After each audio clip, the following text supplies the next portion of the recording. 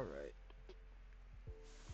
so I'm gonna do a ranking of all of the anime I've. Hold on.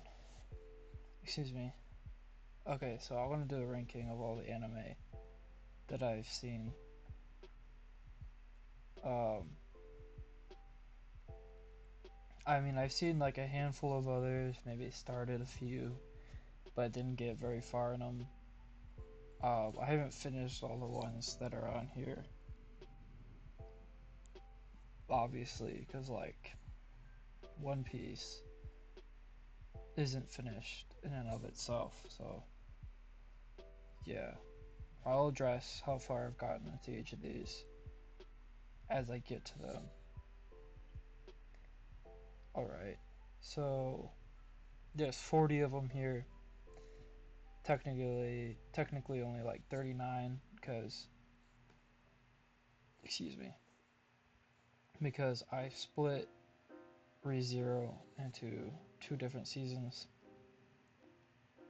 Well, I split its first season and its second season here, like that, because I feel like there's a pretty significant change in quality that we'll get to. So these are in alphabetical order, um, starting with Angel Beats and ending with Your Lie in April.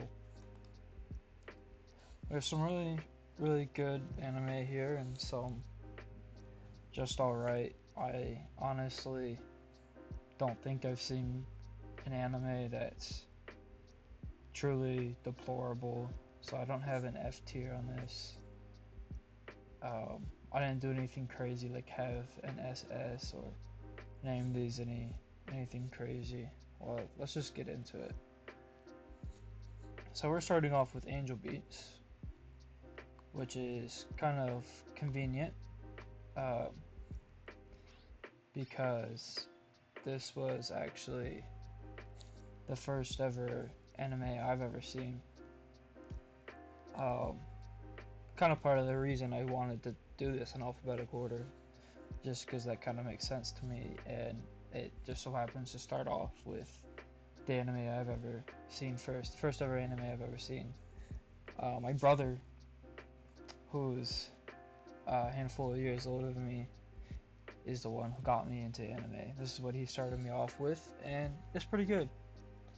I was probably around middle school age at the time when I saw this, and I didn't understand everything that happened in it. Like, this was a really emotional anime, and I just didn't feel the emotional parts.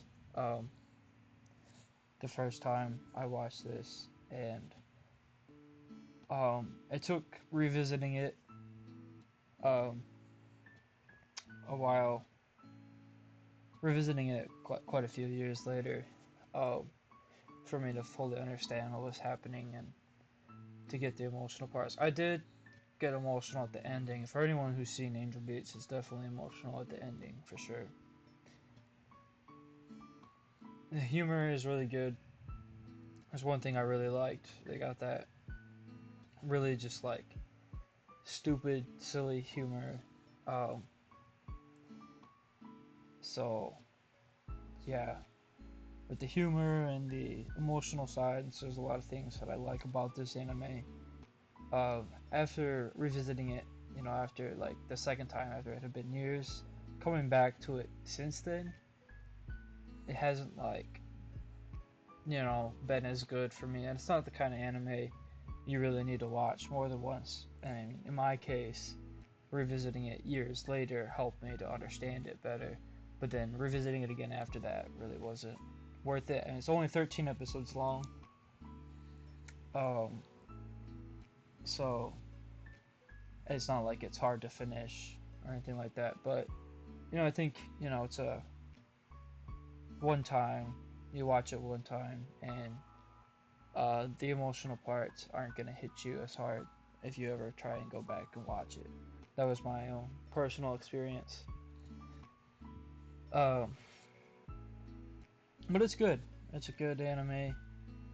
You know, the big draw for I think some people for this one is like you got those like anime girls, you know, the school outfits, and they have like weapons, like a knife and a gun and stuff, um,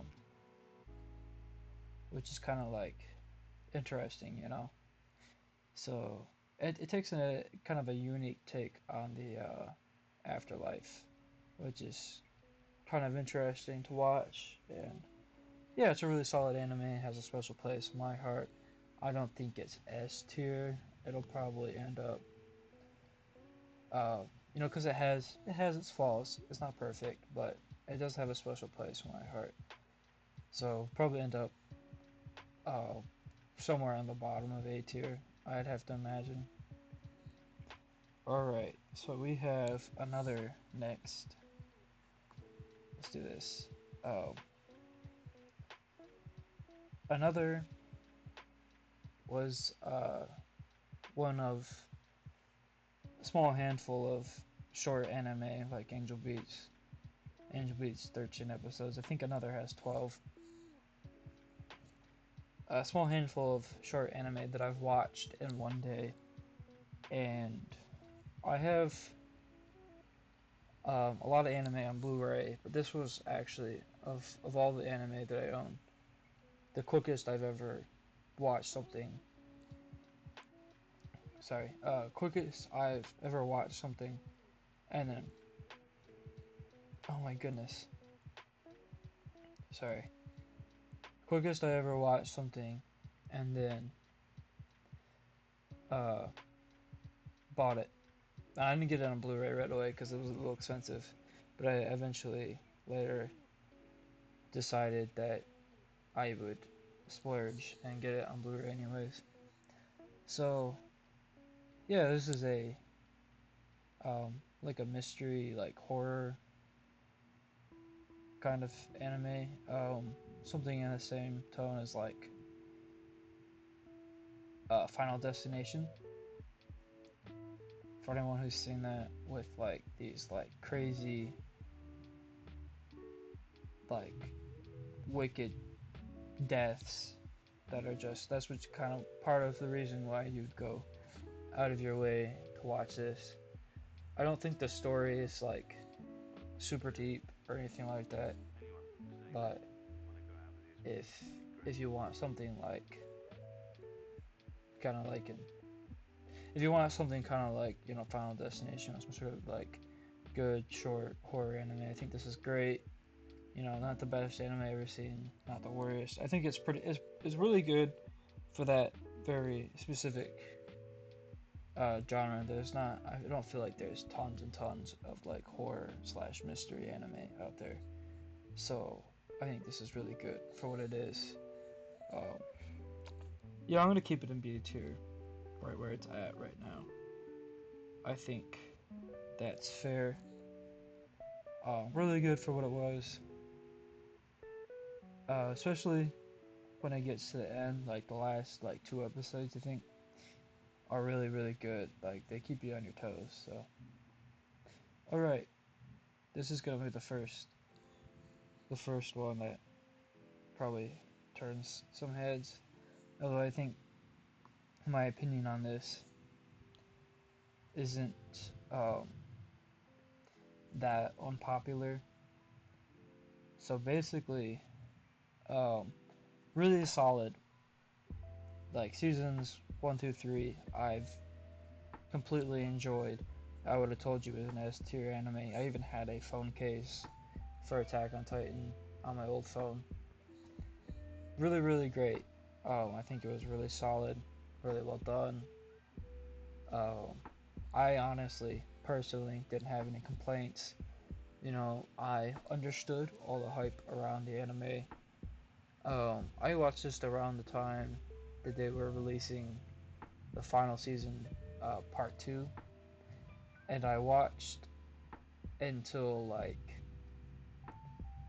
halfway of part two, and then just didn't finish the rest and revisited it kind of recently, maybe a few months ago. um, and watched the whole thing over again, including the rest of part two and the final chapters. And I can't really go into detail that well about what it was that really made me think it like fell off and ended really poorly. And it's like the last like handful of episodes that made it like really bad at the end. And so I have here these reviews. I was looking over them for the final chapters on my anime list. Um, do a really good job of explaining. I feel like a lot of them go into detail about explaining it with like the animation and the story and how it kind of all just kind of like was. It was a really good anime and just fell off at the end. So that's something I would check out. Because again, I noticed I was starting to not enjoy it that much, and I knew I really didn't care for the ending like at all, and it was kind of honestly it was hard to watch. It was just hard to watch at the end. Um, the one thing I would like to point out that the reviews I noticed didn't really point out at all is that thing with Armin. They added like a well, I don't want to spoil anything, but there was like a romance that they added at the very end with Armin, and that was just stupid. Honestly, my personal opinion, that was one thing that was just really stupid for me. So yeah, I mean, it would have been cool earlier on, like if it was actually had time to breathe, but they like spring it on you in like these last two like special episodes, and it's just like not something that should have happened. I don't know. So not a fan of the ending. I think it was S tier, and it hurts for anime so good to just end up being so bad at the end. But it wouldn't it wouldn't stop me from recommending it to someone. Just kind of warn them like, hey, first three seasons are really good. Then even like the beginning of fourth season was like fine. I was okay with it, but then somewhere in the second half, things really started to go wrong. So yeah, it was just like really bad, just really bad. I'm bad about going into description about the details like of why it was bad. So yeah, definitely check out those reviews if you would like. I think they explain it way better than I ever could. But this is going in B tier. Respect for like, I mean, I can't deny how special those first three seasons were. So I can't put it like super low. So it'll probably stay here at the top of B tier. I have a feeling. All right, we have Banana Fish next. Um, I watched this one. This one's kind of like a fever dream for me, so my ranking may not be super accurate. Um, I watched this with my brother. I just kind of, I liked it, thought it was good, didn't think it was super stellar. It wasn't like super mind blowing to me. I actually really liked some of the intros and outros. I don't know, I don't remember if it had multiple, but I remember liking one of the intros a lot, one of the outros a lot, and some of the music that they had for it. I thought it was really cool, and there were some things I really liked about it. I don't remember. I don't remember it super well, and I think part of that it was just it's not the best anime that's ever come out. I don't have the highest opinion of it. I also don't remember it super well, so I don't know. It's probably gonna come down into come down into C tier, just cause not memorable, just kind of a good anime, nothing stellar. So, all right, Bento. Bento is another anime I watched with my brother. I can't say I really cared for it. I think it was a little too fan servicey at parts and just not enough good like content to really justify it. I mean, I think this was one of the very short ones. I think this was like 12 episodes or around that many. And I just didn't care for it that much. So this is probably one of the few I'm gonna put in D tier. I don't know. It's kind of like a fun concept. Like they have these like bento wars or whatever, and there's really like goofy like competition for like getting bento. It's kind of fun to watch and kind of just like stupid and not like a piece of art or anything like that. It's not that great, but it was kind of fun. But yeah, wouldn't like super highly recommend it or anything like that. Okay, Berserk, complete opposite end of not recommending because this is good. Um, Berserk this is 1997 by the way, not the 2016 one. Uh, Otherwise I would not be calling it good. I've heard some really bad things about um some really bad things about the 2016 version that just made me really not want to check it out at all. I've never read the manga.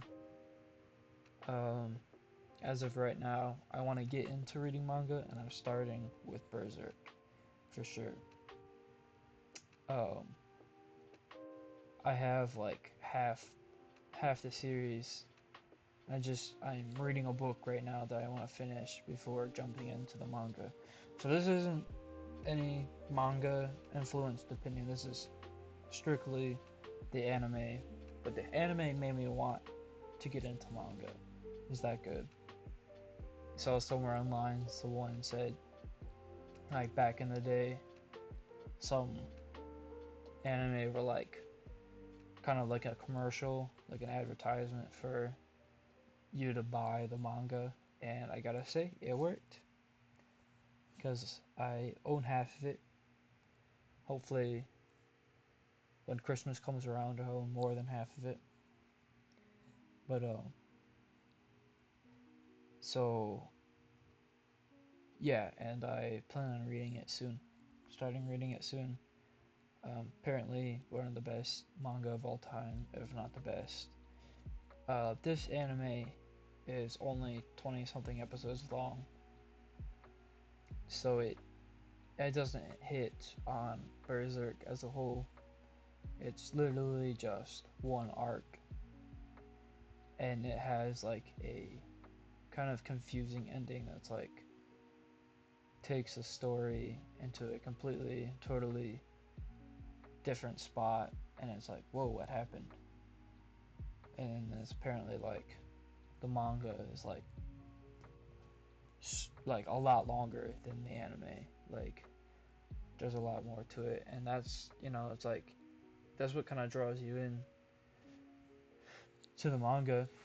Is that they did a really good job of capturing this one arc, and then you're left on like a cliffhanger, like what's going on, you know, and so you have to read the manga to find out. So yeah, for anyone who's seen this, I think some people say that the animation's kind of outdated. I wouldn't say that really bothered me at all. I, at the time I was watching it, really thought it was gonna be like one of my all-time favorites. The only thing that's like holding it back is that it is just one arc.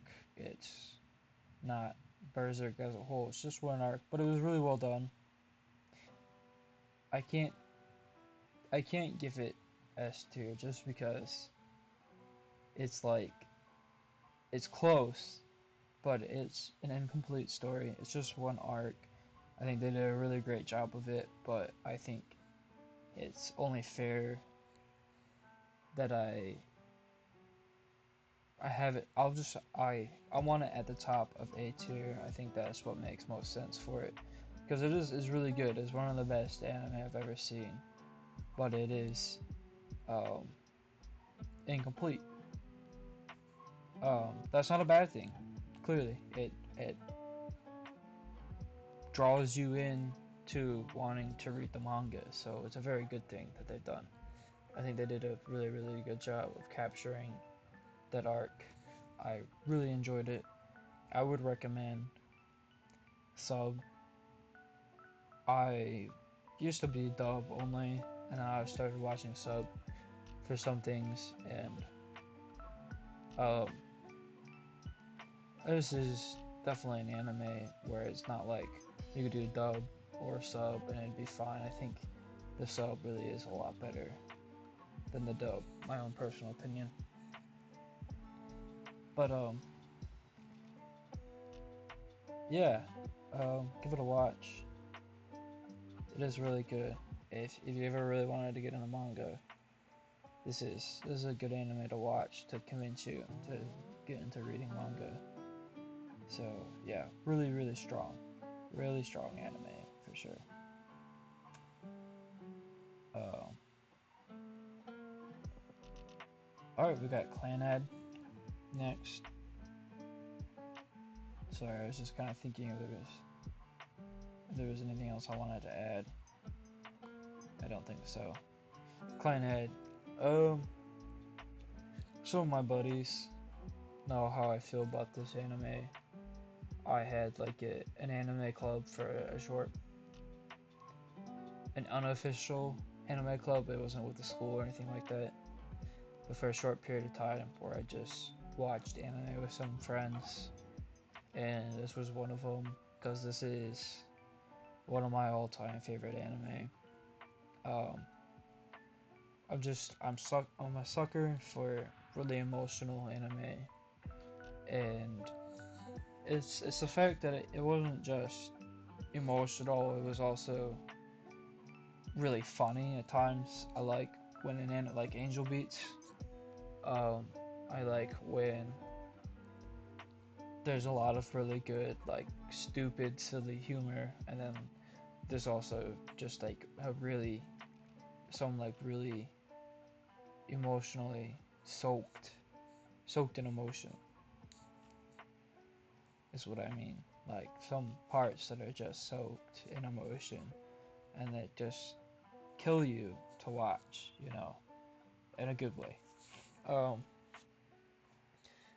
uh, so yeah, like Clannad, and this is including After Story. I consider it one whole anime. I don't think you have a complete story without After Story. So in my head, it's just season one and season two.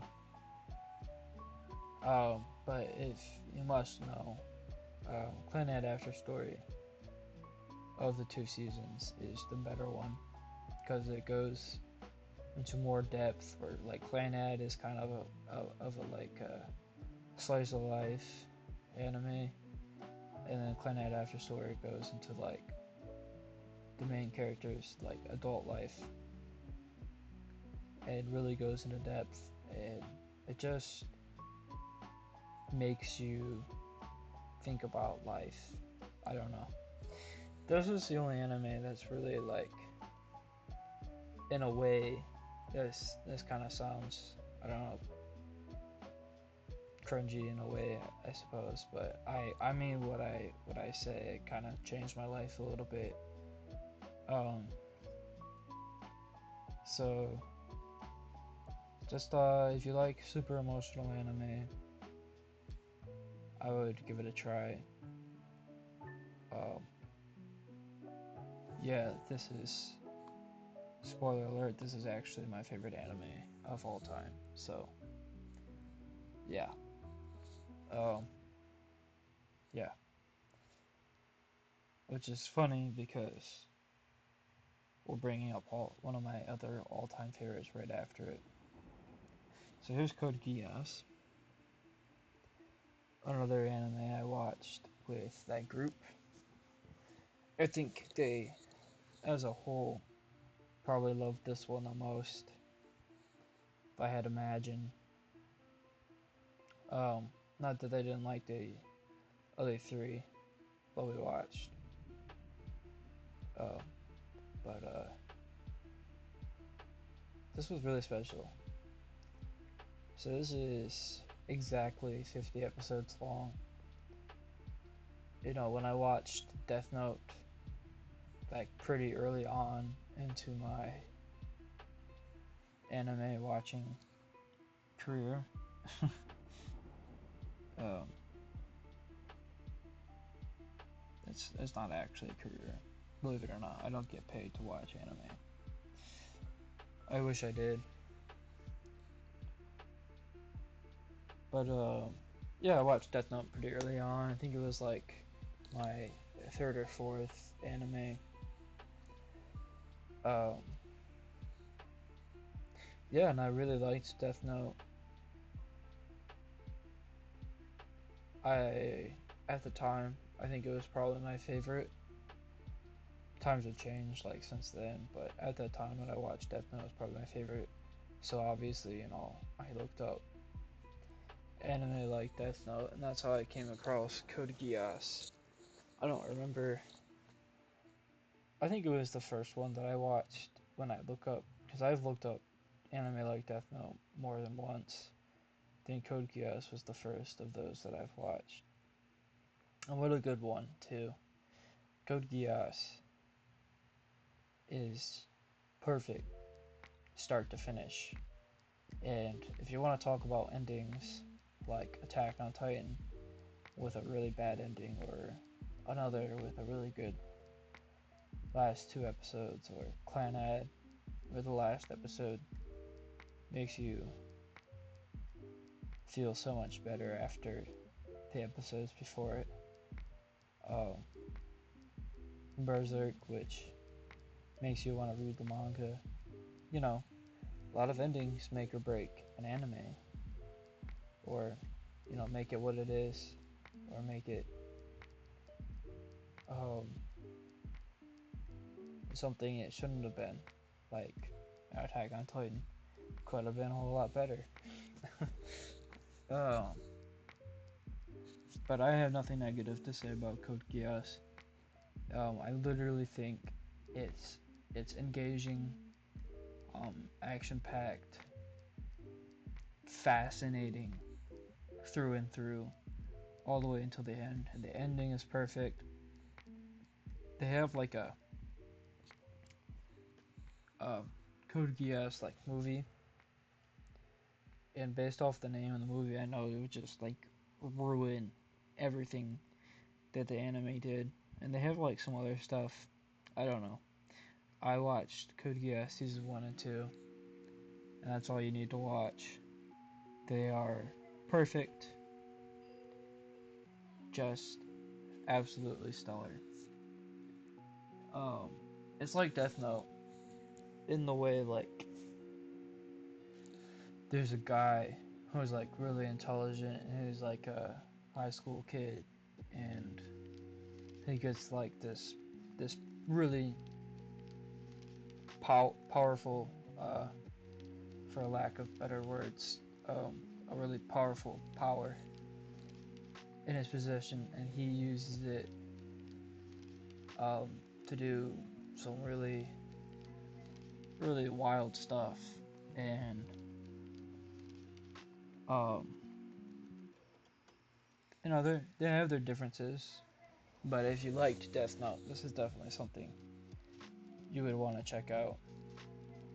Vice versa, but I imagine most people would watch Death Note before seeing Code Geass, just because Death Note is so popular.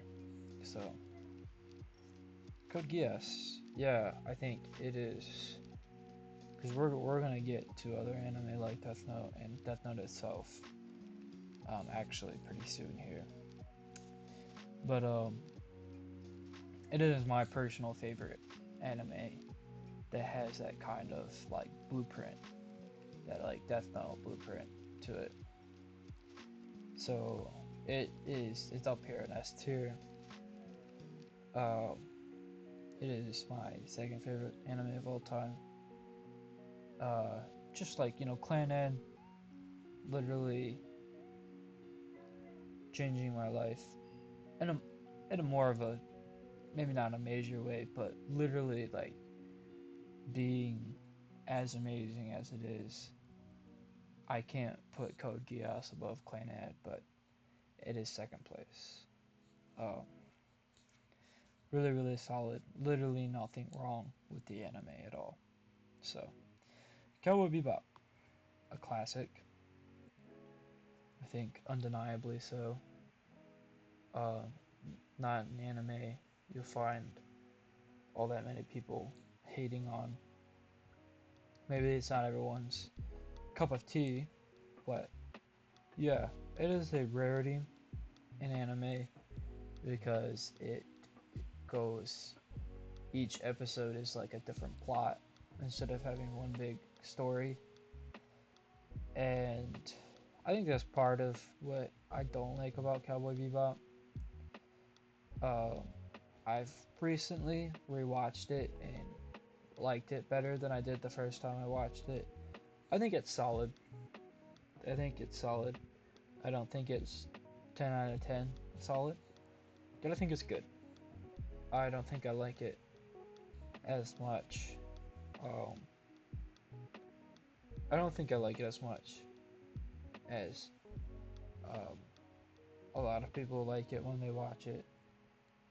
Again, with the separate plot for each episode, some of the plots in the episodes not being that engaging, but I mean, the music is top notch, the animation is top notch, the characters, dubbed.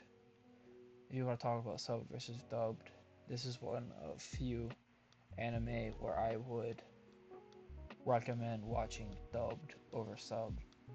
I think, like generally speaking, people will tell you to watch dubbed instead of subbed for this anime. So yeah, if you want to talk about anime that have good dub, Code Geass. Code Geass is a really good dub. Attack on Titan.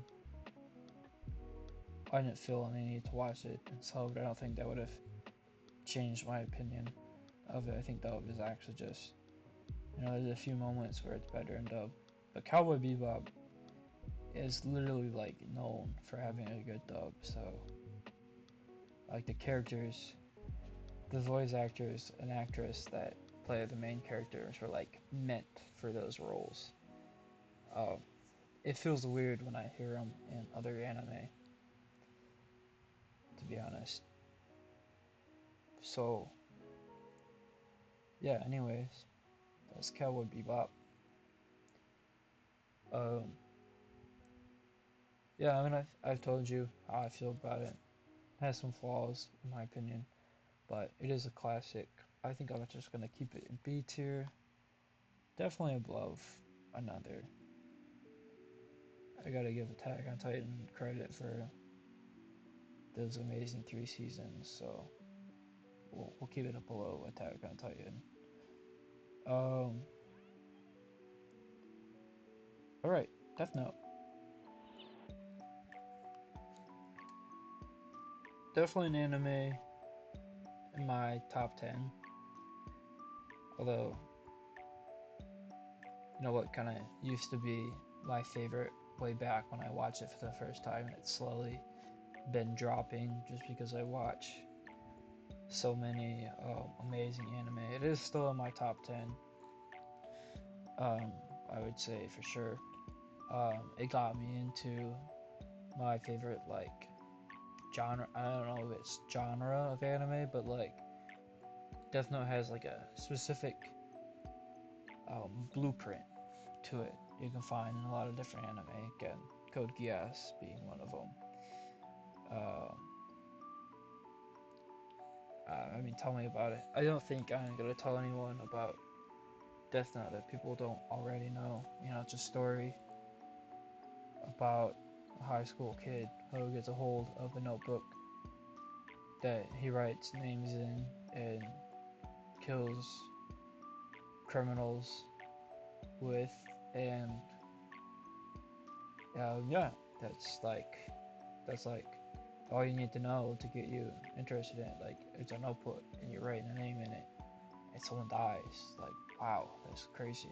What is he gonna do with the notebook? I already kind of told you what he does with it, but it's got a whole lot more to it than that. Um, yeah, a lot of people will complain about, when a certain character may or may not end up dying. No spoilers, but for those who've seen the anime, know what I'm talking about. People will say that that's when it falls off and it's not as good. And me personally, I've never felt like it was like horrible after that. Generally speaking, people say it's good until that point, and then it kind of loses some of its value. But the ending is really good, and I agree with all of that, except for I don't think it loses maybe even maybe like a little bit of value, but I think it's still really solid after that point, and I think the ending is solid. I think it's a really good anime that deserves the popularity that it gets. Um, so yeah, I mean, if you haven't watched it yet, I don't know what's stopping you. So yeah, I think someone once told me that the art style, they can't get past the art style. So I don't know what that's all about. It also has a really funny, just wild metal intro. Not the first intro, but the second intro it has is just crazy. So yeah, definitely a fun one. Classic potato chip scene. Um, if you don't know what I'm talking about, look it up on YouTube. Take a potato chip and eat it, right? So that was like a meme back in the day. I don't think people talk about it anymore, but a classic. And I think, me personally, I'd say for definitely a good reason. I think it is a really, really solid anime. Easily an S tier for me. I know that's a little higher than some people would have it, but those are my feelings on it. Alright, Death Parade. We are going in alphabetical order here, so this makes sense. Um, so Death Parade is similar to Death Note, not that it has that same blueprint, but I think it's made by the same people. Um, it's hard to really say that there's strong similarities, but I feel like it has it has like a similar draw to it. Um, for me, Death Parade is a not really a super flawed anime. I don't think I can say really anything bad about it. Um, Short. I think it has 12 episodes.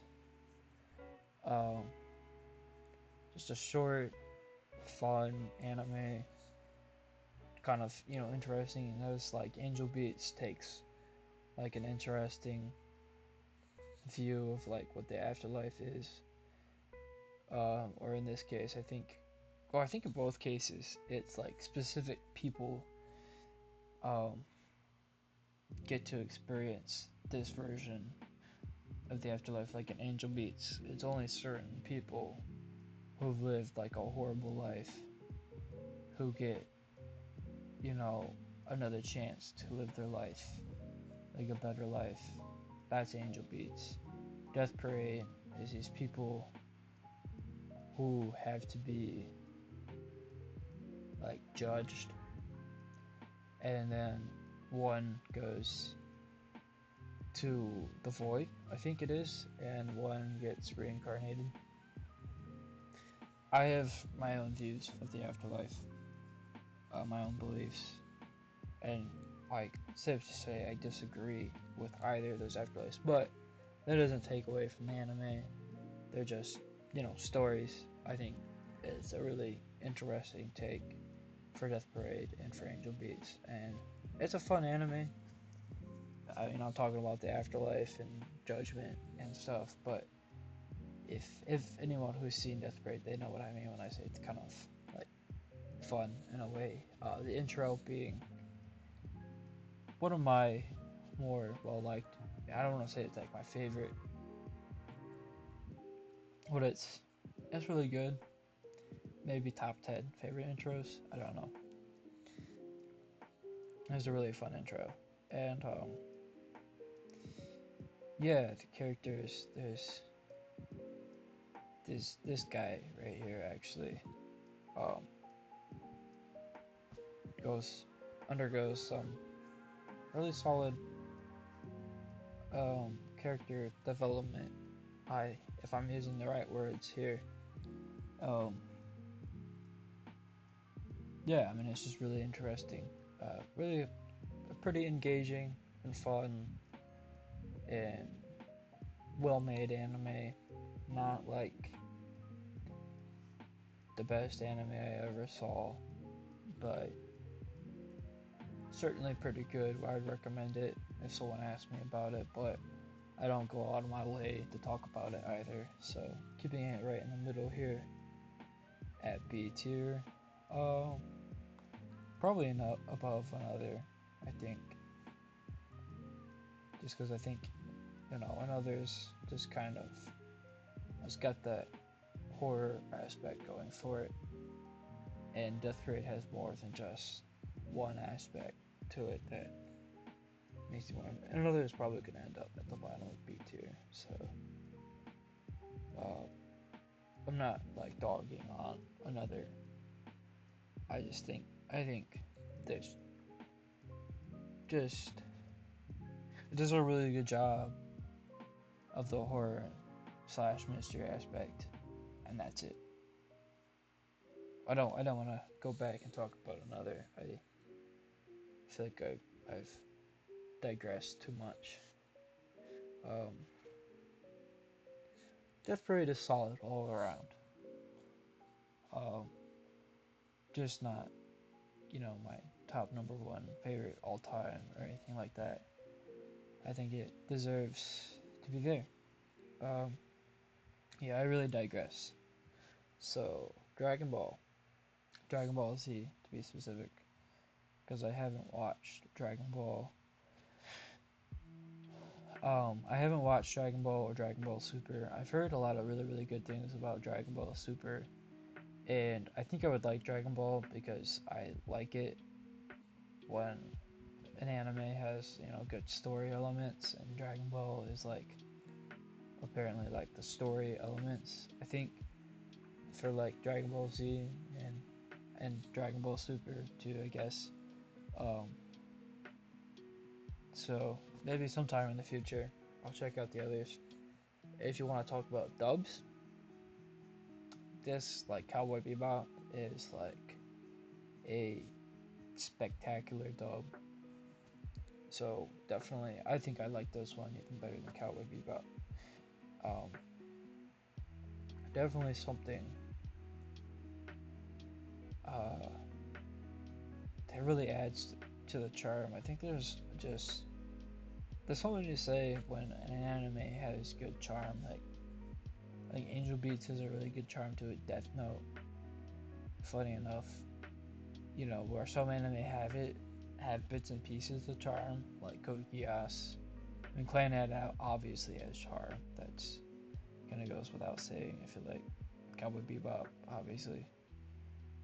Um, but when it has like a lot of charm, that can really be a draw for me. Like, you have like Ryuk here who likes apples. And he has like he has a really fun character, you know, just to, anytime he's on screen, it's like fun. I don't know. I like it when there's charm. And Dragon Ball Z is like the definition of a charming anime that's, it's good for kids. Kids probably, I'm sure, love it. I think there's a lot of people have talked about how they grew up with like Dragon Ball Z. I had a friend who got into anime way later. I don't actually know um, if he's watched more than just one anime, and what those anime would be if he has. But yeah, he got into it like near the end of high school, and he started with Dragon Ball Z, and he loved it. That actually kind of was part of what made me want to watch it.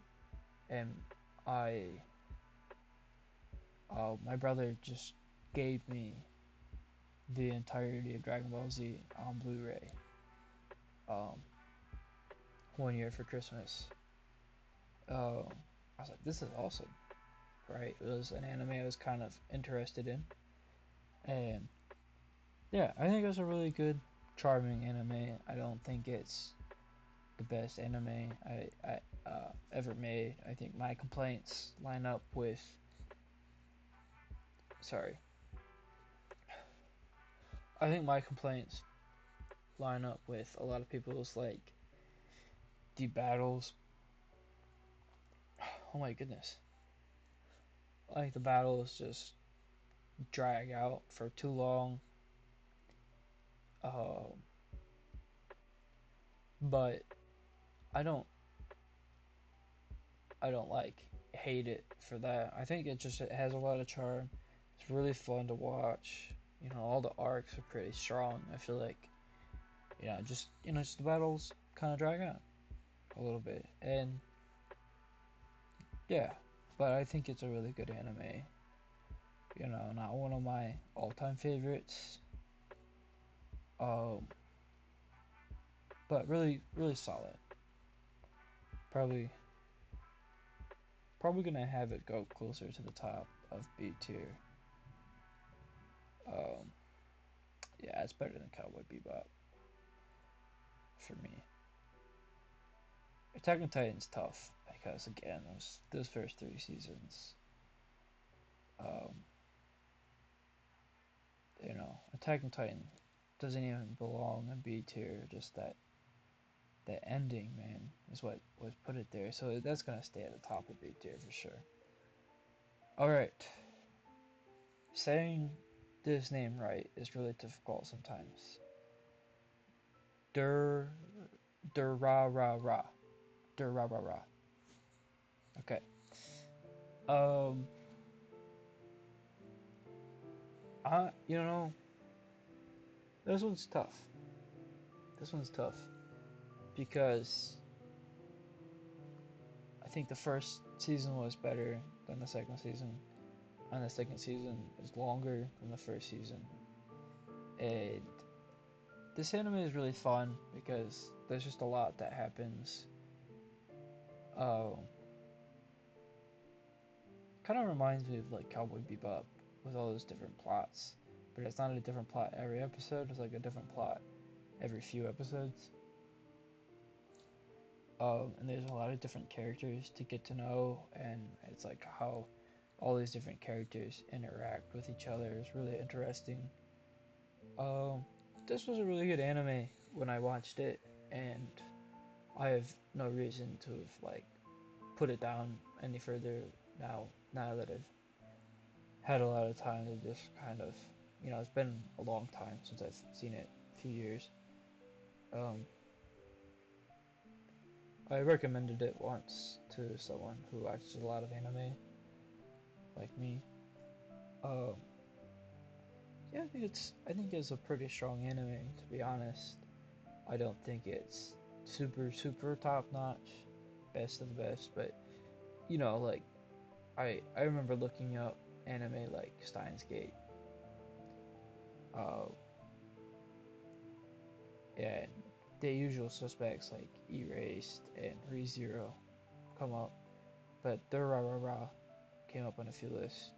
Weirdly enough, some like massive list of anime like Death Note, Durarara also popped up there, which is kind of strange to me now that I've seen it.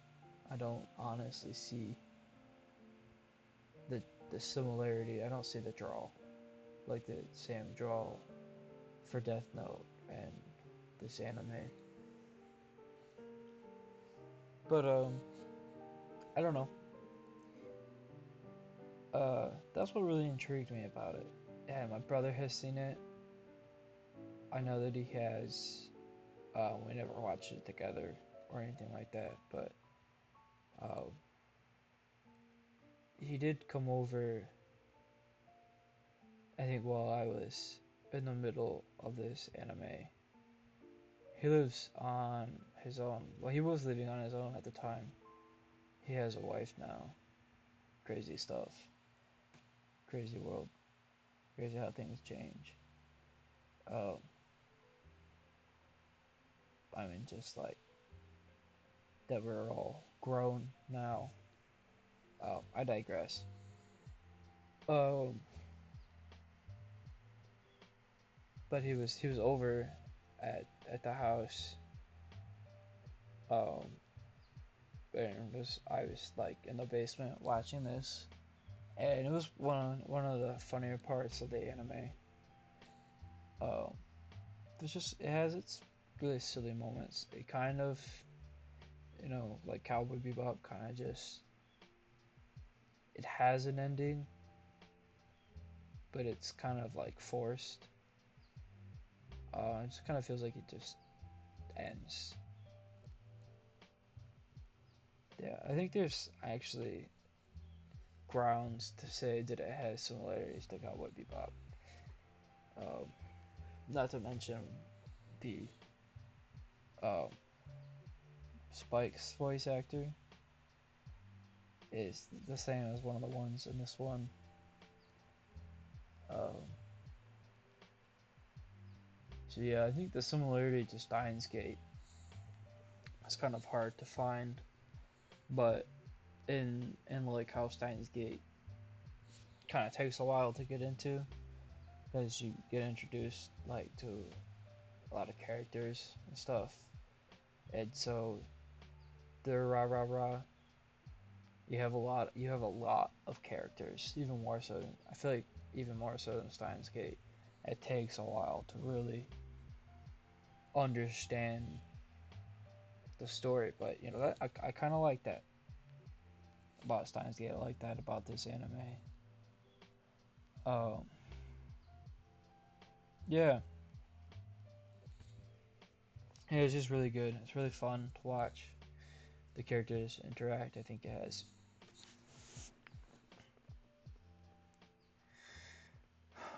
it has a good bit of charm in it. Some really enjoyable characters. Another thing about Steins Gate is that not only does it take time to get to know the characters, but you're getting to know a really fun cast of characters. Um, and yeah, so that's this anime. That's Durarara. I think I said that right. I think it's A tier. I think it's A tier, probably closer to the bottom of A tier. I think it's really solid. It deserves nothing less and nothing more. So there we go. Speaking of Steins Gate, similar anime, Erased. Um, Hold on. Starting to get tired here. Erased. I have conflicting feelings about this anime because I watched it. I watched it a long time ago, and then had to rewatch it because I forgot everything that happened in it. And when I rewatched it, I was blown away. I just want to say that it's a really solid anime. It's a really solid anime, but it could have been 20 something episodes long instead of, I think it's 12 or 13 episodes long. And I think it really could have, the story could have been, should have been more fleshed out. I think that is a flaw I want to point out right here at the beginning. I think it's great for what it is, though. Given the flaw, I think they've done a good enough job with it only being half the length it really should be. I think there's a lot of really good parts in it that make you just really love the anime. I think it has its fair share of criticism online that I've seen, and its fair share of love. And everyone has every right to believe what they want about it. Because I think it's a generally well liked anime with criticism. And I think both are deserved. I think it's deserving of the praises that it gets, and also deserving of the criticism. It is a really solid short anime. One of those like one day binge anime. I didn't watch it in one day either time, but I could have. And yeah, just a pretty good anime. Pretty good anime. I mean, it could have been maybe like S tier if it was just, if it didn't have some flaws. If you don't know, Steins Gate and ReZero and Erased all have a similar thing where the main character has the, I don't know, because in Steins Gate it's like he has the ability to restart, and ReZero and Erased it's like something goes wrong and so it has to restart. Erased specifically, because in ReZero he dies and it restarts. And Erased, it something goes wrong and it restarts. So yeah, something goes wrong and it restarts. Yeah, Erased. So a really good anime. I honestly feel it's a really strong anime, just with a few flaws, but it deserves A tier. It'll probably end up being on the bottom of A tier. Um, yeah. So yeah, putting it above Attack on Titan feels crazy, but you know, an anime that has a few small flaws versus an anime that has a lot of really strong flaws that really ruin it. You know, I think I'm definitely justified for putting it there. I don't think I have any reason uh, not to put it there. Just placing feels right. I'm justifying myself, my reasoning for putting it here, and I don't need to. This is how I feel about this anime. So we're gonna go ahead and move on. And what an anime to move on to, right? Full Metal Alchemist Brotherhood. I haven't seen Full Metal Alchemist. I think it's on my list. You know, I'd like to see it sometime. if you want to talk about Dragon Ball Z and Dragon Ball when it comes to like story, Full Metal Alchemist apparently, what I've heard, is more story forward. One of the big complaints about Brotherhood is that it just kind of jumps in without really giving story at the beginning. I mean, just very little. Um, it's barely a flaw. I think in ways it helps the anime a lot. You jump right into the action and you kind of figure out the story pretty quickly. You know, not all of the details, but you pretty quickly kind of figure out what's going on, and it jumps right into it and starts right off, really good. Animation's good. I want to talk about the dub because they they did a good job of this one. I don't think it's to the level of like Cowboy Bebop or Dragon Ball Z where the dub is literally better than the sub, but I think it's equal. I would say it's equal to. I've never watched in sub, but I think the dub is pretty good. And I don't think I'm the only one with that opinion. Um, another anime. Oh, oops. Another anime that I um I would like, Code Geass. I don't even have anything bad to say about it. I mean, I've kind of pointed out what people say that's bad about it, but that's not something that brings it down for me. If you don't know, Fullmetal Alchemist is like one of the most popular. I don't think as popular as Death Note, but one of the most popular anime of all time. If you want to talk about, we can come here on myanimelist.net. Uh,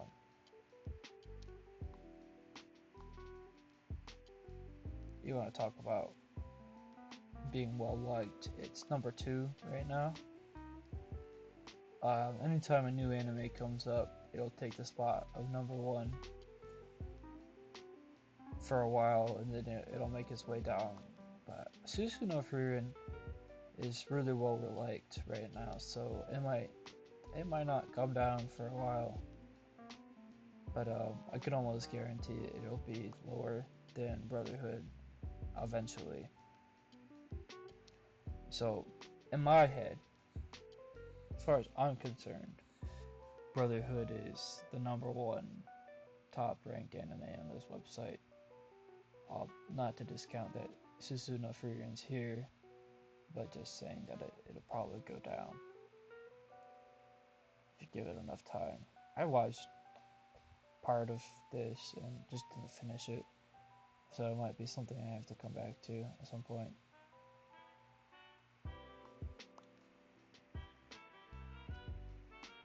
Uh, anyways, Brotherhood. I don't know what I can say about it that anyone else hasn't. I mean, it's just like Death Note, mega popular. Uh, I think it would honestly be a good first anime, just as a good length, not like 100 episodes or more, and not like 12. I think it's got a good middle of the line, like Code Geass. Like, I think those are good length episodes. I like when an anime is longer, but not forever, like a commitment, but not like a forever commitment. I mean, I can appreciate that. Obviously, I like One Piece, so that's not to say that a forever commitment anime are bad, but they're difficult to like say, okay, I'm gonna start this, and I'm just gonna power through and get through all of it. It's not easy. So, you know, but Fullmetal Alchemist Brotherhood, 64 episodes long. Um, Barely any flaws. I mean, like, I would almost say it was flawless, other than what I've mentioned. But nothing that holds it back for me, something in like the same vein as like Death Note, which has flaws, but nothing that holds it back for me. I would say it's a little bit better than Death Note, though. So yeah, just yeah, definitely something worth watching if you haven't seen it already.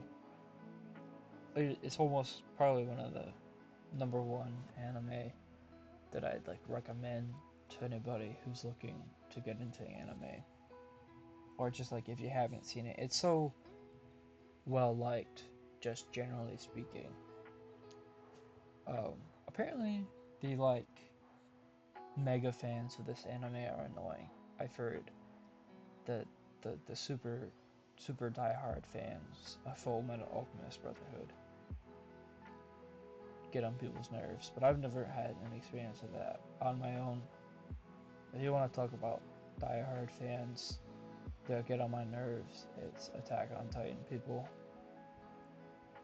Um, I think people who believe that the ending is actually good need a reality check. I don't know. I have a friend who suggested Attack on Titan to me, and we never were we never were able to really talk about the ending. So I don't know how he feels about that, but he was a huge Attack on Titan fan, but I wouldn't consider him an annoying Attack on Titan fan. The people who I think are annoying are the people online that I've seen who would live and die for this anime and swear that it's the best anime that's ever been made and just deny that it fell off at the end. But I digress. Enough about Attack on Titan. I've talked about it for way too much, to be honest. Fullmetal Alchemist Brotherhood. Good anime. Just solid. Just S tier. Undeniable. Awesome. Moving on. Moving on to Future Diary. An anime I definitely don't feel as strongly about. Oh, not that I dislike it, that I definitely think it has its flaws. So, you want to talk about Angel Beats, something that isn't as good.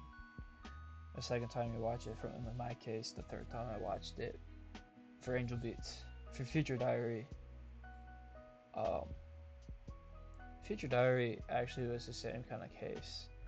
I just didn't remember it super well the first time, sorry. I revisited it a second time, and I've watched it a third time. And I guess it actually, I don't know if it held up better than Angel Beats. The third time, I had, I guess I had lower expectations, and my expectations were met for it. Here's to say that the concept is really interesting. Like,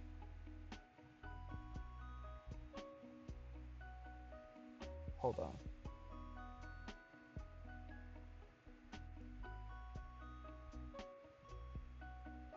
Okay, sorry. Uh, the concept is really interesting. Future Diary, you know, it kind of gives it away like Death Note. You know, you write in your diary. Um, well, actually, in this case, it's like the diary writes to you what your future is, I suppose. Um, but it's like a book. The main character has a phone, but for all of the diary users, is what they call them in the anime, have different forms of diaries. So some of them are books, but yeah, and a diary tells you your future, and it's your choice to do something to change your future or not. A really interesting concept that was not played out the best. Um, I still think Future Diary is good in other ways. I think there's a certain level of like charm. Uh, let's just say that the character the other character that you can you can see her legs in this photo. The other character, the other main character, um, in this anime, make it really fascinating. Like her character is one of the most wild. Like, I mean, she's psychotic, right? Um, and it's just kind of interesting to watch for her character alone, to be honest. So Future Diary is watchable, you know, start to finish. It's not like the best anime of all time, and the draw for me isn't the Future Diary. I mean, that's a draw when you first start watching it, and it's an interesting topic. They don't they don't do it as well as they could have, and the character of Yuno, that's her name, Yuno, makes the anime worth watching until the end because she's just really interesting, like psychotic character. So Future Diary, I can't sing its praises by any means, but it was fun when I revisited it this this last time with the expectations of it not being the best anime of all time, and um, definitely has its flaws, but it's fun watching. The ending, I will say, if you are confused on the ending, it might help to watch the OVA, because it kind of describes. I think there's two OVA, and I think the one does a really good job of. Um, it's either two, and the one is the one I'm thinking of, or it's one, and it's just that the ending of the one OVA that it has that goes into detail about how the anime ended.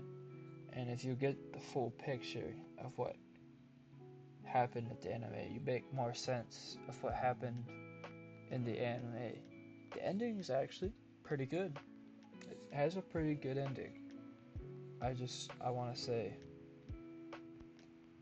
it's got some fun characters to watch. You know, I don't hate on Future Diary. It's just understanding that it's flawed and saying it's just it's not that great. I'm gonna put it above Banana Fish. Um, so yeah, I don't have anything else to say about that. Um, Speaking of C tier anime, spoiler alert, Ghost Stories. Oh, not that it's bad. Not that it's bad, but understanding what Ghost Stories is, um, and knowing what you're gonna get out of it when you watch it, is understanding that it's not gonna be an A tier or even B tier anime, in my personal opinion. Some could argue that it is. Or actually, I'm just gonna spoil this for you right now. It might end up like almost B tier. It's like another where like it does the one thing good, another does the Final Destination type thing really well. The last two episodes are really good, but has no other draw. Ghost Stories is um if you want to talk about dubbed versions of anime, this is even more so. Like, you wouldn't really enjoy it if you watched the sub. That's that's just to say that this anime isn't worth watching for the subbed. Um, it is worth watching for the dubbed. If you if you know Ghost Stories to be what it is, that is a really, really funny anime.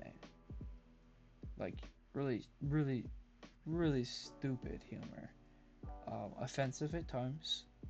You know, this anime wouldn't slide, this humor wouldn't slide um, post 2020.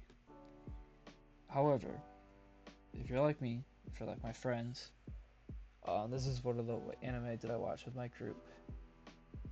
Not to say that it's on the same level as Clannad or Group BS at all, but this was something the group voted on for a good laugh, and oh boy, we definitely laughed. One of my favorite all-time quotes from any anime ever. Oh, move the board mover, or move the boards, board mover, or something like that. I don't even remember the direct quote. Um, move the boards, board mover. Just a really good insult to use as an inside joke for those who have seen Ghost Stories with me. Just something to throw out there, even for those who haven't seen it. Board mover. It's such a good insult. Yeah, but yeah, so you wouldn't watch Ghost Stories for the horror element, if that's what you're thinking. You watch it for the dub because the dub is really stupid in a good way, and it's really funny, and you will laugh your butt off as long as you're okay with the humor being offensive in a lot of ways. So yeah, one aspect, it does a really good job on that aspect, and that's all you can expect from this anime. Don't expect anything more than that, and you will have a good time. So I'm not gonna give it that much credit for being an amazing anime. Get top of C tier for now. We got Golden Boy next. 6 episodes long. You want to talk about short anime you can watch in a day? Talk about short anime you can literally just in one sitting, because this is what, shorter than some movies. Let's just say that I think every episode is like a little longer than 20 minutes. I think they're a little longer than the typical anime episode. You know, even skipping the intro and the outro, both of which I don't really remember. The Golden Boy intro or outro. Oh, hey, if you want to talk about outros, Ghost Stories outro is really funny as well. A song I listen to on occasion, literally called Sexy Sexy. Why? I don't know, because it just doesn't fit the anime at all. I don't know what they were going for on that. Anyways, Golden Boy, actually, Sexy Sexy would fit a lot better in Golden Boy's case. So, this is an anime I kind of don't like to admit that I've watched, because it's kind of like, it's not just a little fan servicey, it's like mega fan servicey. It's a really dumb, stupid, silly, funny anime, and it has like, there is no moral to the story, but to say that you can't get the moral that the story has without it being as stupid as it is would be a lot, but I like it for what it is. It's a classic in its own way. Um, yeah, classic in its own way. I really like. I mean, it's got that charm. Um, the main character is just stupid. Uh, but this anime is really funny. Worth your time because it's only 6 episodes long, and you will enjoy it. I think it has its non-fans because yeah, I mean it's not like the best anime of all time or anything like that. I definitely can't sing its praises, but it's good for what it is. But it literally is shorter than movies. Like Lord of the Rings. A Lord of the Rings movie because 6 times 20 something does end up being a little longer than 2 hours. So you'd have to have like a 3 hour movie or like a 2 something hour movie. So not all movies, but it's like watching a long movie. And there is a moral to the story. You know, do good things, and good things will come to you. Just not as unrealistically as this one is. And watch at your own discretion because it does. It is like a little fan servicey and it's a little like hard to watch at times because the main character is like a major pervert and he will like fall in love with um I mean, how do I say this, like the the girls that are in this anime that he's into, he will like kiss their toilet seat or something like that, something just insanely stupid.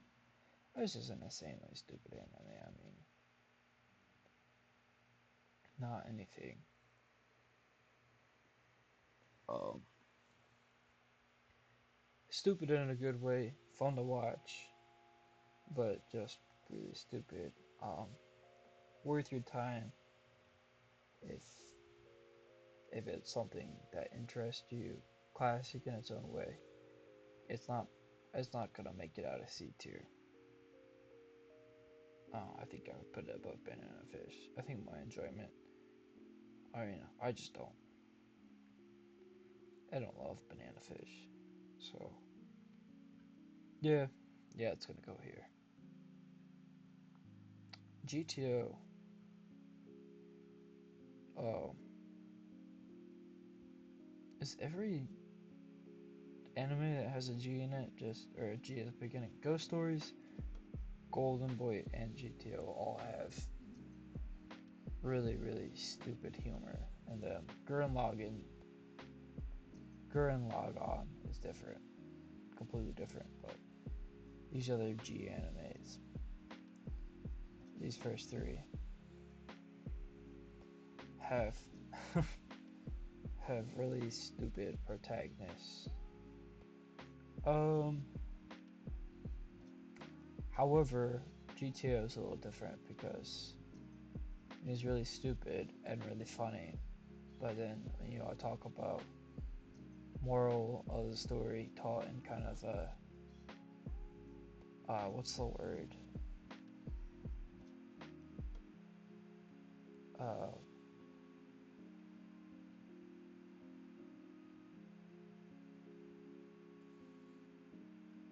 I can't think of it. In a abnormal way. That's how I'll say it because I can't think of the word I'm actually trying to say. There's a moral to the story that you get from this anime, but it's not taught in the way of a typical anime. But it's actually there. It's like it takes what Golden Boy kind of tried to do it, but it did it like 10 times better. It's also a lot longer. This is 43 episodes, right in that length I was talking about, like, not super short, like 10, 20 episodes, but not a massive, massive commitment. I watched this the first time not that long ago and have already revisited it once and liked it even better. Enough to say that, as far as like it being charming, um, and honest to goodness, good moral to the story. A character, I mean, in a lot of anime, um, the main character is a student at a high school or middle school or erased even in elementary school. This is about the teacher, great teacher Onozuka, right? And it's just it has that contrast of being really really stupid, like Clannad. Something I love about it not taking itself seriously a lot of times, but then being really serious other times, and it does it so well. Because there are times where I genuinely cried in this, not to the extent of like Clannad or some of the other emotional anime on here, but more an extent than some of the ones that tried to be really emotional in some areas and didn't work as much. I mean, the characters are fun to watch. This is just a really fun to watch. Uh, really funny, good, emotional in places, and it's really highly ranked. I know it's highly ranked on my anime list, .net as well. Uh, and it's kind of surprising that to me that people appreciate it as much as it is, but at the same time, I've watched it and I appreciate it a lot for what it is. It'll get you hooked in the first episode too. So this is I have nothing bad to say about it. S tier. You have to be okay with the fact that the main character is uh, a huge pervert, but other than that, um, really really solid.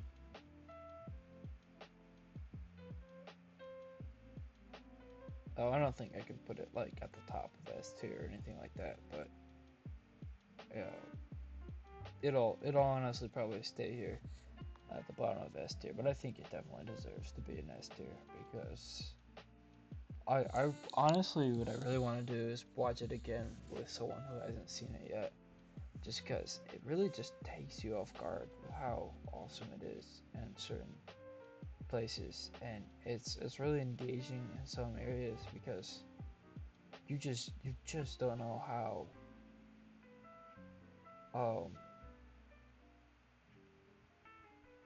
what I don't know how to explain it, like how the teacher makes good of a situation that's so bad. I mean, he's a great teacher Onosuke. It's in the title, so definitely give it a watch. Uh, if it sounds like it's down your alley. Okay, Gurren Lagann. I have mixed feelings about this because um, I hyped it. I hyped it.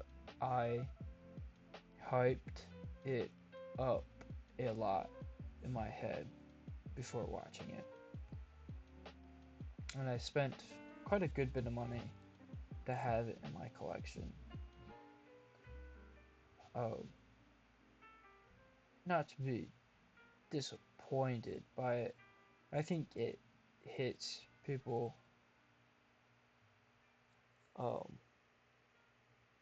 I think it's a lot more of a stronger anime for others than it is for me.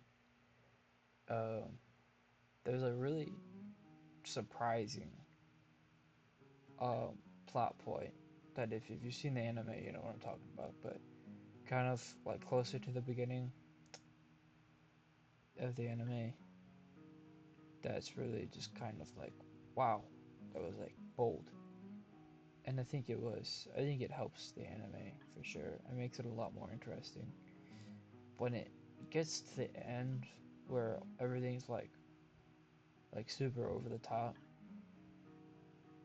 it just like really really wild. I don't want to get like I don't want to like spoil anything or get too much into details, but they do some like really really crazy things with this anime, and I just I just don't think. Sorry, I lost my train of thought. I don't think uh, as strongly about it as some people do. Like the stuff that they did at the end, where everything gets over the top, is well done. I think this is a really well done anime. I just don't think it hit me as hard as it has for others. So, you know, it's gonna be here somewhere in the middle of B tier. Probably, yeah, I think I like it better than Cowboy Bebop. It's something that I'll probably have to revisit sometime and see if I can get more out of it. Um, Anti-Spiral is kind of like a small meme kind of circulating. Not so much anymore, but just for a really short bit. And that is actually from this anime. So, if you want to look into what Anti-Spiral is, it might interest you in this anime. I think at I think it's an anime that just didn't work for me as much as it did for other people. And it's something that I want to give a second chance at some point, but that hasn't come yet. It really hasn't been that long since I've seen it for the first time myself. Um, it has one of my favorite like title screens, so I have it on Blu-ray. If you want to talk about title screens, that one, Dragon Ball Z, the third. Oh my goodness, I have 9 different Blu-ray boxes that hold all the discs. The third box of my Dragon Ball Z set, they all have the same title screen, so the title screens change. I really like the music on that third one. That was peak because I was in my basement and I'd have, oh my word. Sorry, I just need to breathe. Okay. I was watching Dragon Ball Z in my basement, and it I just had the volume up probably too loud because I think you could hear Dragon Ball Z from like almost every part of the house when I was watching it. But I really like the music and stuff. But uh, yeah, that title screen was really awesome. For I don't want to say season 3. I don't think it was season 3. I think it was just that third box, um, third like container for the discs that all had that. Those all those discs had the same um, title screen. Um, yeah, I'm talking about Dragon Ball Z. Yeah, Gurren Lagann is not better than Dragon Ball Z. I will. I think it stands firmly where it's at. So Hunter x Hunter. If we want to talk about long anime, Dragon Ball Z so far being the longest of the ones we put on the list.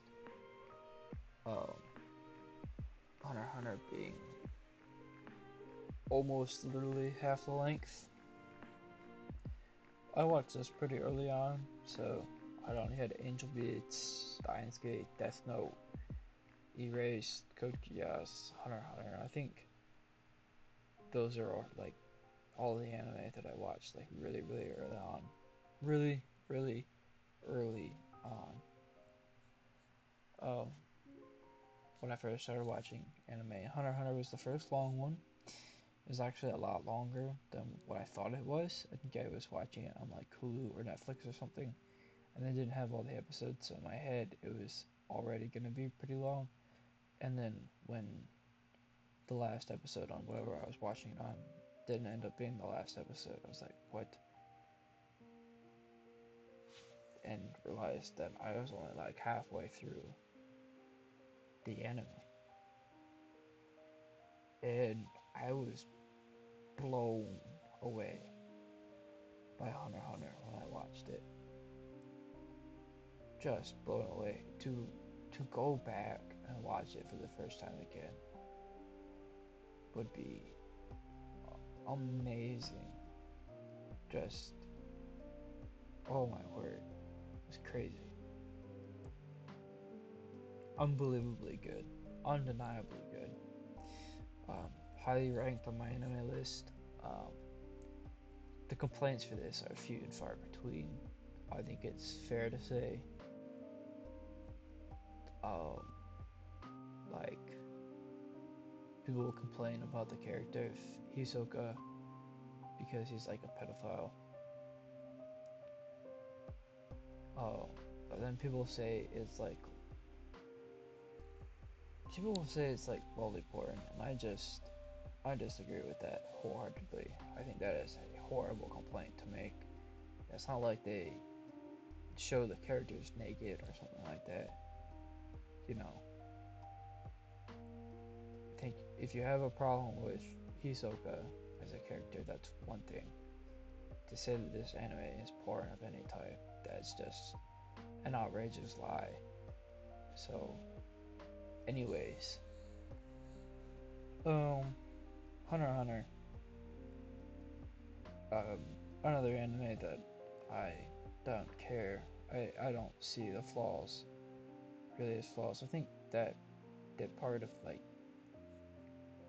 character of Hisoka is just it's just a character. He was that kind of guy. He was a strange, creepy guy who you really wouldn't want to be close with in any capacity, and that I think that added to the character. You know, just the kind of person that he was.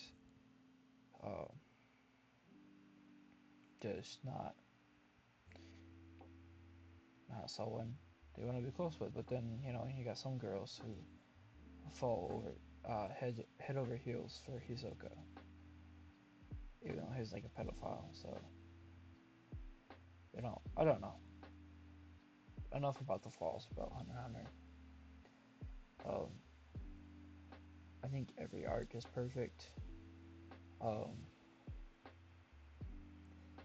even the ones that people don't like as much, like I guess the Killua family arc, it just isn't in the manga at all, and it's just in the anime.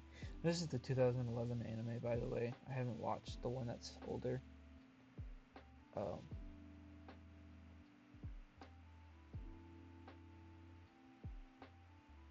yeah, and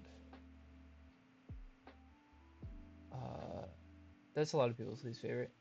That or the one that comes after the second to last arc, the last arc, because it's so short, um, and kind of uneventful. I think it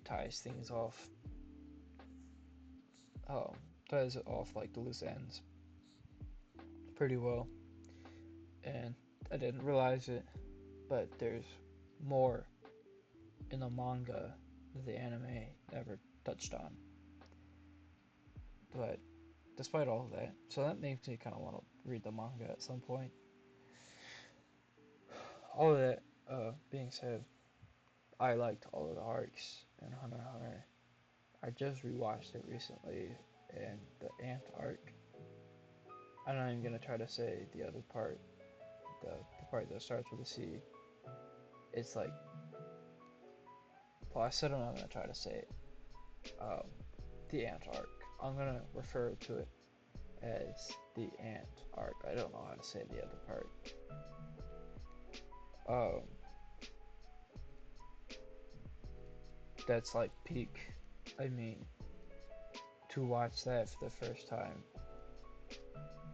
over, not just the whole anime, but that arc specifically. Actually rewatching this anime the second time really made me appreciate it for what it is. I mean, it's just really, really good. I think it's really, really strong. Flawless, in my own honest opinion. Something flawless on the on the same level as like Full Metal Alchemist Brotherhood or Code Geass. Just honestly flawless. Super special. I actually hold this in a higher regard than Full Metal Alchemist Brotherhood. Um, yeah, it's often said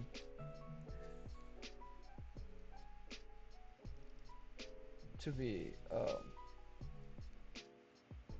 and it's true, like it's an anime that starts out kind of fun and lighthearted, and then it gets dark and sinister later on. So that's something you're into, and that's something that interests you. Definitely check it out. Yeah, it has some of the most lovable characters in anime too, and Gon and Killua. Um, Especially Killua, really lovable for a lot of people. I think these, maybe not so much Leorio, but these three characters here. I mean, Leorio has his own lovable qualities, but the the three main, the other three main characters, Kurapika, don't know if I'm saying that right, Gon and Killua, are really, really fascinating characters. So yeah, I mean, all of the characters that they kind of go in details about just are really well done. There's a lot of really good things to say about Hunter x Hunter that if you have the time or willing to get in along your anime, I really think it's worth checking out. Kaguya-sama, Love is War. I have seen all three seasons of this. I don't know if they've come out. I don't know if they've come out with more, or if it's just 3 seasons and it'll always be 3 seasons. So, if they have, or if they ever do come out with more, I've only seen the first 3 seasons. If not, I've completed the anime. Um, all that to say, if it does come out with more, or has, it's not something I plan on revisiting. I think I watched this with my brother just because it was like Susuno Furin. It was number one, even above Brotherhood. For a while before going down. That's why I say there's always an anime above Brotherhood, and then it goes down the list. I think a lot of people really loved it when it came out, and it has its fans. I don't think it was horrible. It just, when it comes to like romance anime and kind of emotional spots and funny spots, like in the same vein as like Clannad or Toradora or Your Lie in April. I mean, completely and totally unique from them. This is easily my least favorite of the ones I just named. Spoiler alert. Um, we're not gonna talk about My Dress Up Darling. I mean, we'll get there. I have certain feelings about My Dress Up Darling. This is better. Spoiler alert on that too. But those are all, romance anime. And it's fine. I really like. I don't even remember the characters' names. Um,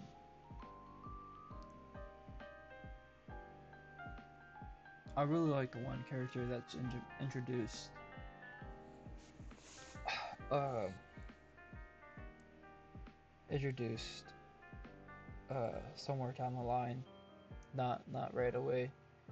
He's kind of like depressed-ish. He's just a really funny character. I think he adds a lot of good humor. Um, kind of makes the anime a lot of fun to watch. After that, I think, is he in this picture? I think it's this guy right here with the, is that blue hair? I think that's who it is. This anime is fine. I can't say I love it nearly as much as others have. Um, I don't know.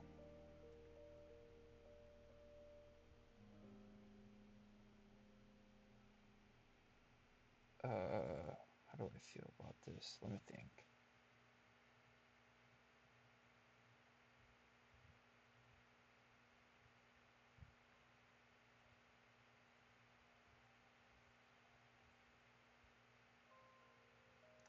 I think Kaguya-sama. I love Banana Fish. I don't know what it is about Banana Fish. I just really didn't love it. So, this, I think I like this one better. I think I kind of saw the draw that a lot of people had towards it, but it just didn't draw me in as much as others. So, I can't really speak on it having really strong flaws or anything like that. Just not being the most interesting anime I've ever seen. That's all. Alright, Monster. Um, I can't. I can't say enough about how much I love this anime. It's another one that I've rewatched recently, and on the disc, because I don't have it on Blu-ray. I don't think the Blu-ray of this exists. But I do have it on DVD. I don't think you can skip the intro and not have it just skip the intro alone. So I had to watch the intro for every single episode.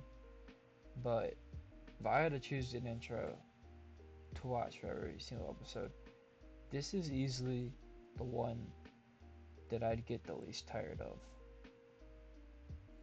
I'm gonna just think for a moment. But I think I could watch the intro for every episode of Death Note. That's also half the length, and it changes intros twice. Steins Gate, which I haven't ranked yet, is probably my favorite intro of all time. I definitely would watch that intro every episode. Death Parade, we talked about that. Cowboy Bebop for sure. When I talk about good intros, that's really strong. Another really isn't that long. Like another in Angel Beats. As far as short anime go, I think they have really strong intros, and I could easily watch them every single time.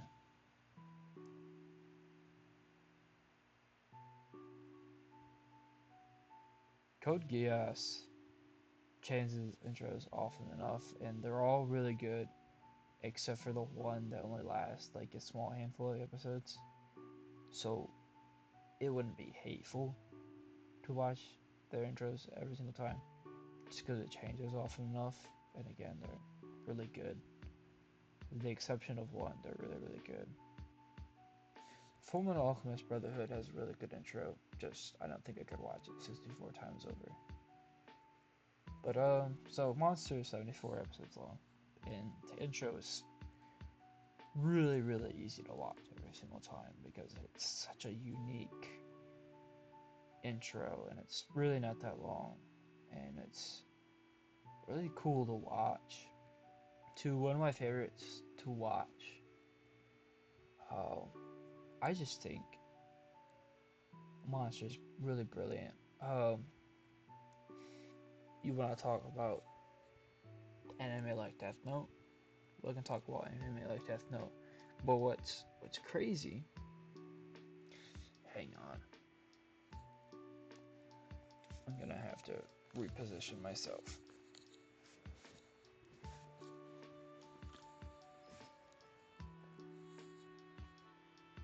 You want to talk about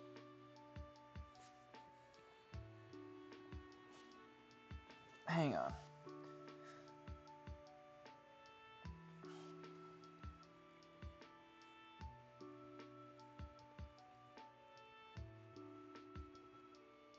Okay. Hold on.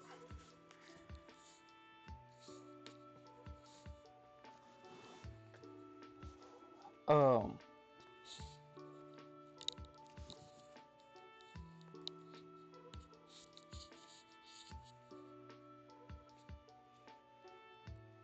Sorry. Anime like Death Note. The manga for Monster came out. And you can fact check me on this, but I'm pretty sure I'm right. So I think I've looked it up once before. The manga for Monster came out before the manga for Death Note. And the manga, or the anime for Monster came out before the anime of Death Note. So Monster is actually the originator.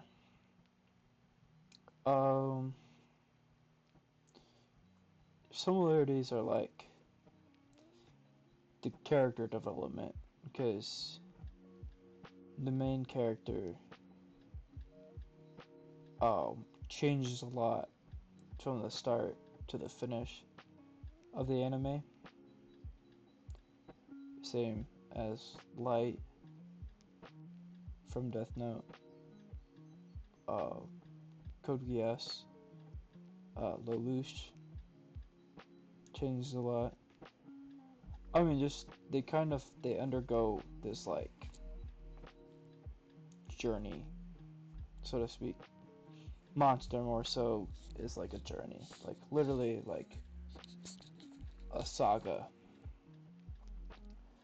74 episodes long, and so you have the main character Kenzo, who goes through this journey, and he has one adversary that he um, chases,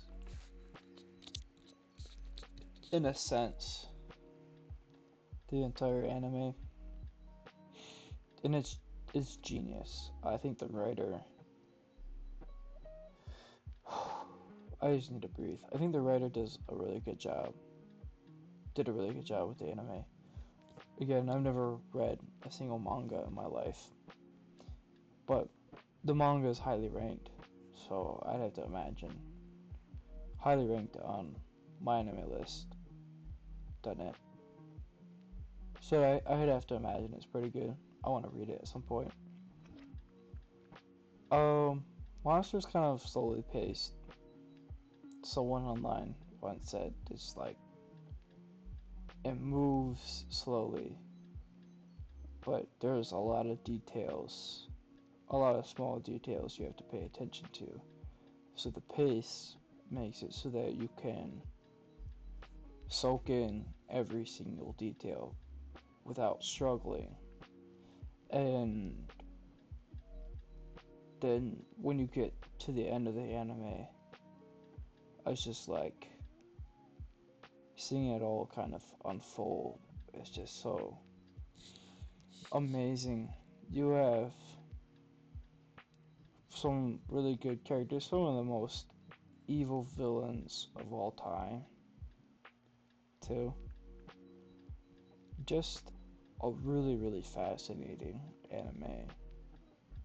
Um, Nicely paced, like I mentioned, like kind of slow, but still really fascinating at the same time because you're getting a lot of details consistently throughout the anime, and it's like just one long story that doesn't overstay its welcome, and just undeniable,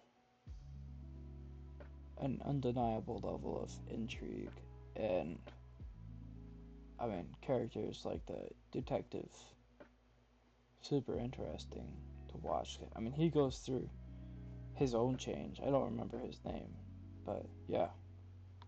So S tier for sure.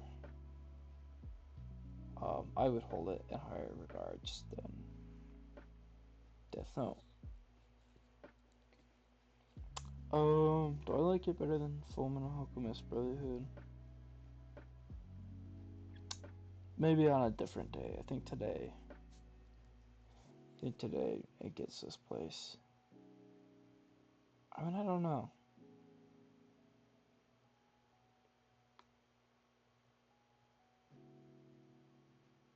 I might, I might put it here for now.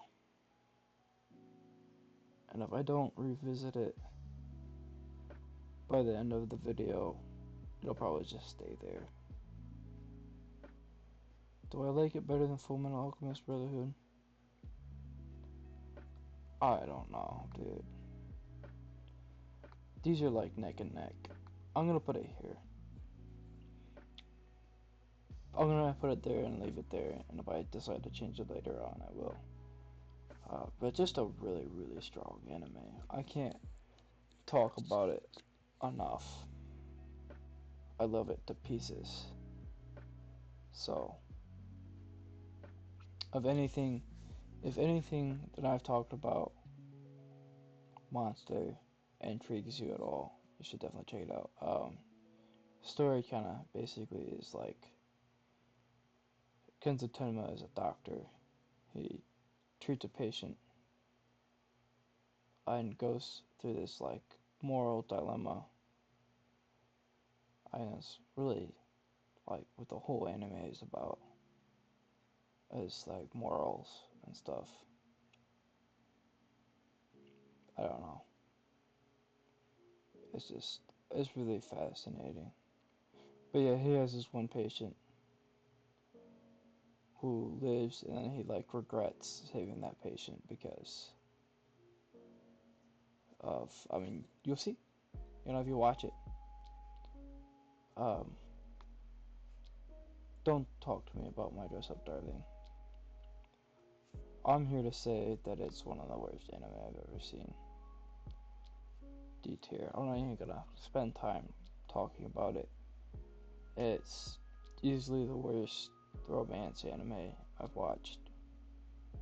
I don't care for it that much. I think it was overhyped, but I never really heard a ton of people talking about it. And then you've got this kind of, I don't know if trope is the right word, but a lot of anime will have it where it's like this guy is like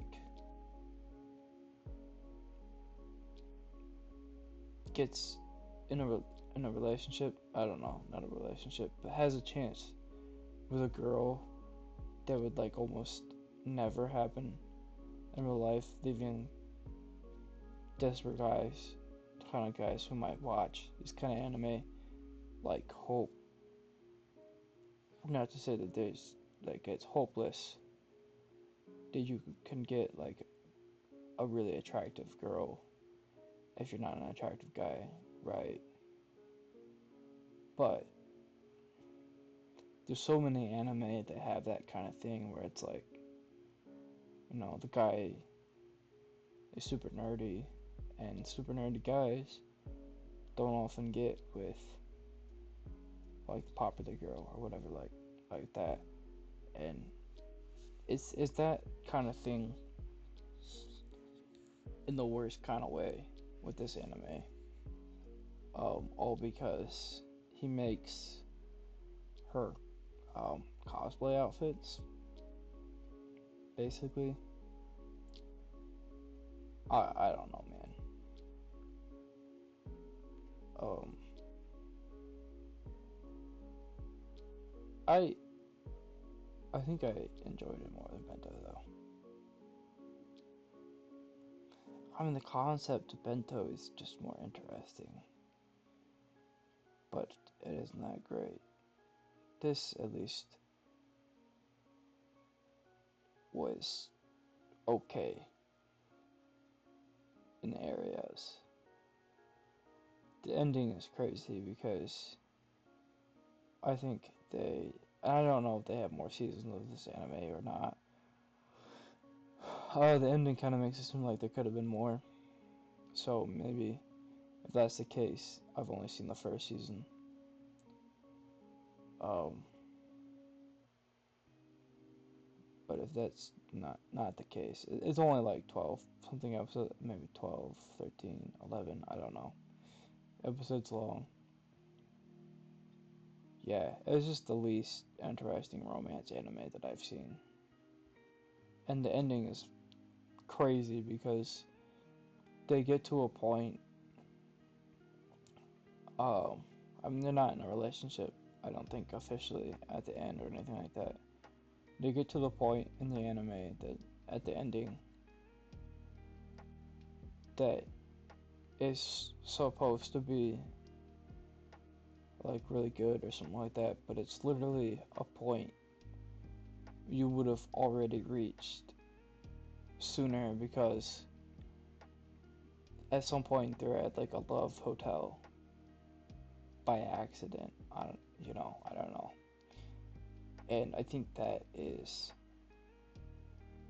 a further point than what the ending is, where they're just like, I'm giving all spoilers because I don't even care. Um, they end up like sleeping separate houses, but they stay on the phone through the night. Like that's like doing something like that would come later on in a relation. I'm gonna say relationship. I know they're not in one technically. I don't think, but that wouldn't come later in a relationship. Like it's not. It's almost like a step back. Like that should have happened already. Like if spending the night at the Love Hotel should have been like the last episode or something like that. Maybe the point was that like she ends up saying "I love you" to him or something like that over the phone, even though he's asleep. So maybe that's what it was. I don't know. It's just stupid. Don't watch it. Don't waste your time on it. My Hero Academia. Um, I like this anime so far. That is to say that I haven't finished it. I don't think it's finished. As it is right now, I don't think it's finished. So that's not really saying much. Um, sorry. Oh, my Hero Academia. Where I put it? Okay. My Hero Academia. I watched through season 5 so far. So I don't know where it's at right now. I haven't heard anything about it like getting super bad or anything like that. So I only have good things to say about it so far. So it's gonna get A tier. It's like, Hunter x Hunter or Full Metal Alchemist Brotherhood. It's like this like longer, story. These people have like these powers. Like Dragon Ball Z, Hunter x Hunter, Full Metal Alchemist Brotherhood. That kind of vein. Um, I think it's solid. I don't think it's S tier, but I think it's pretty good for what it is. Um, there hasn't been any, there hasn't been any super noticeable flaws in it for me yet. I don't think its arcs are as strong as something like Hunter x Hunter or Full Metal Alchemist Brotherhood. And I definitely put it above Dragon Ball Z. And I wouldn't have put it above Attack on Titan, but it has no flaws yet for me personally. So it's gonna go somewhere in A tier.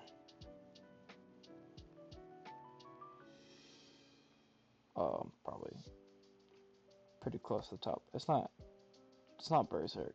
Berserk is like a classic in so many ways. I'm just gonna go here for now, unless I change my mind at some point.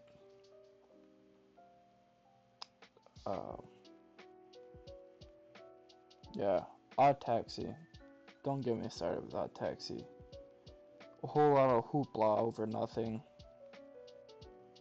I don't know if I'm hurting anyone's feelings when I say that, but I had high hopes for this.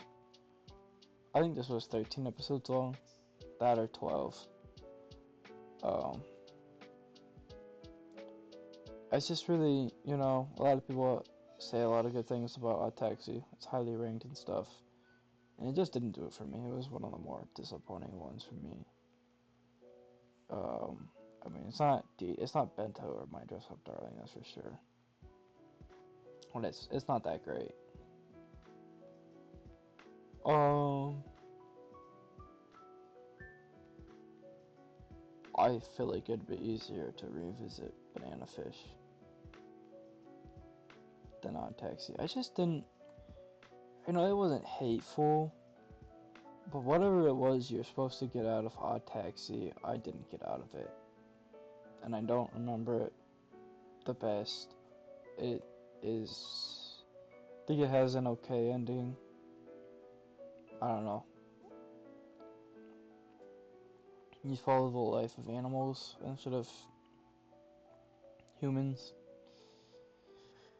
Um,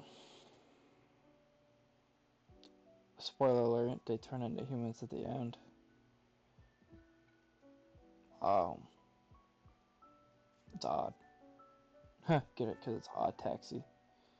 I don't know. I'm not gonna go into details about it. I don't know. It's like this guy drives a taxi and he gets like information um from the people who ride in his taxi, and it like adds to the story or something. I don't know. It's not that great. One Piece. Moving on to something I actually like. Uh,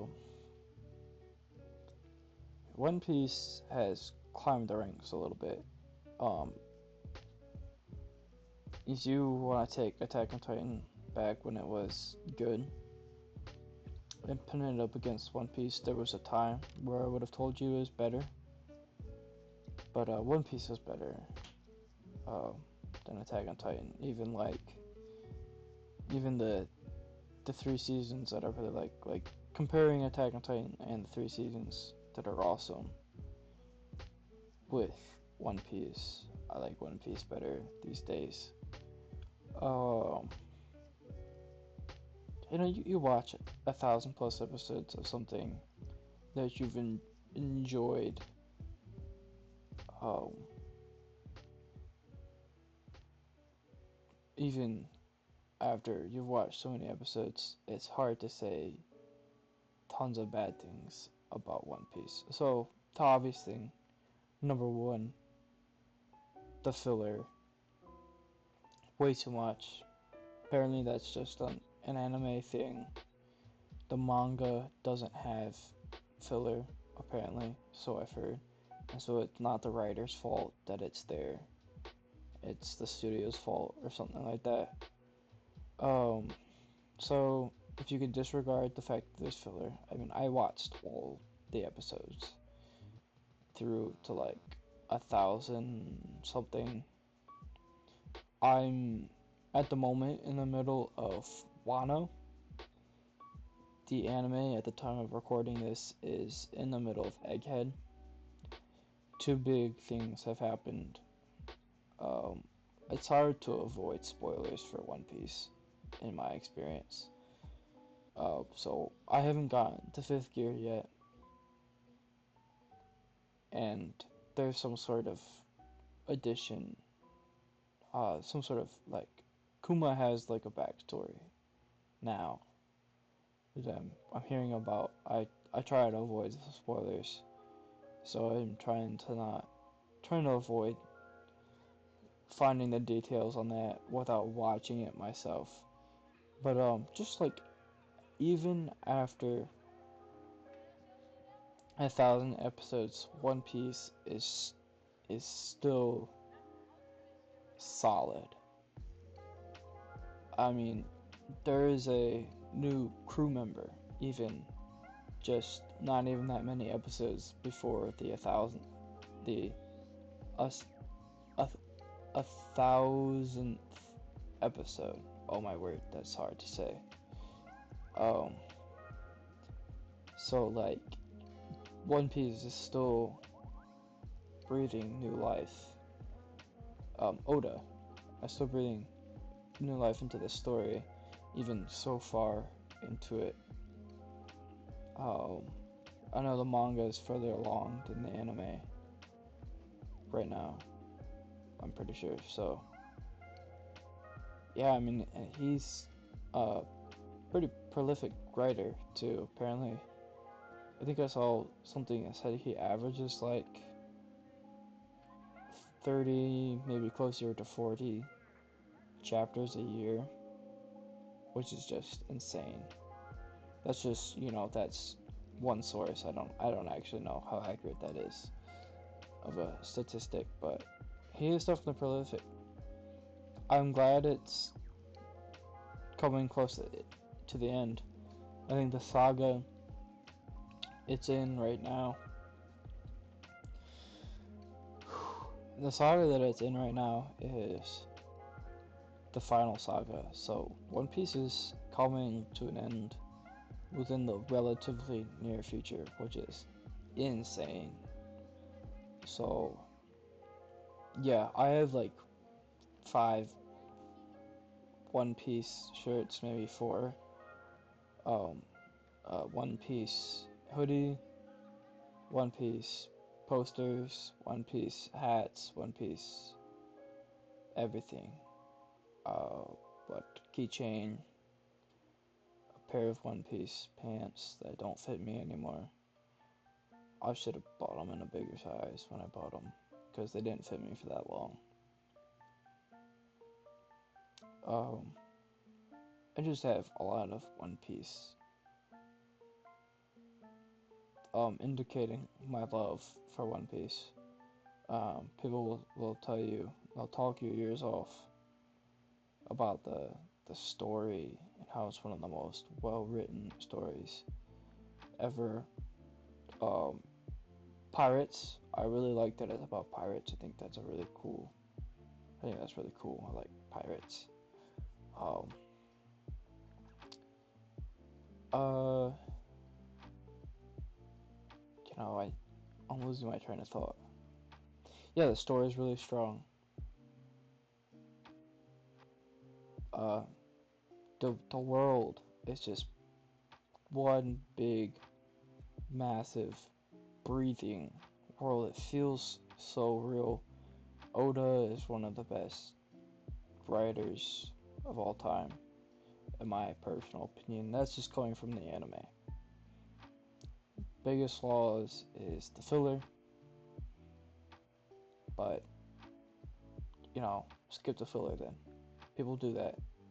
It's normalized amongst One Piece watchers. This is, you would think, like, if you didn't know me, that One Piece was my favorite anime, just because, again, I own all of that One Piece stuff. But it's not. But it is, like, slowly climbing the ranks for me, as it's kind of just really, really good. Just really top-notch stuff, and the fact that it's to this day still good. Like after so many episodes, it's still good. The story is still engaging. It's still bringing new stuff to the table. It's still breathing life. It's just insane. I don't want to be like a super annoying, like diehard One Piece fan. And I understand if you don't have the time to watch One Piece and you don't want to put forth the dedication, but it's hard to find someone who has put in the time and the commitment to watching One Piece and then regretted it.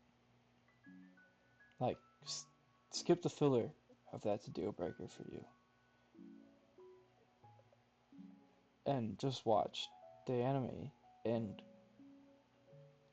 more than 9 times out of 10, people have been satisfied with watching One Piece.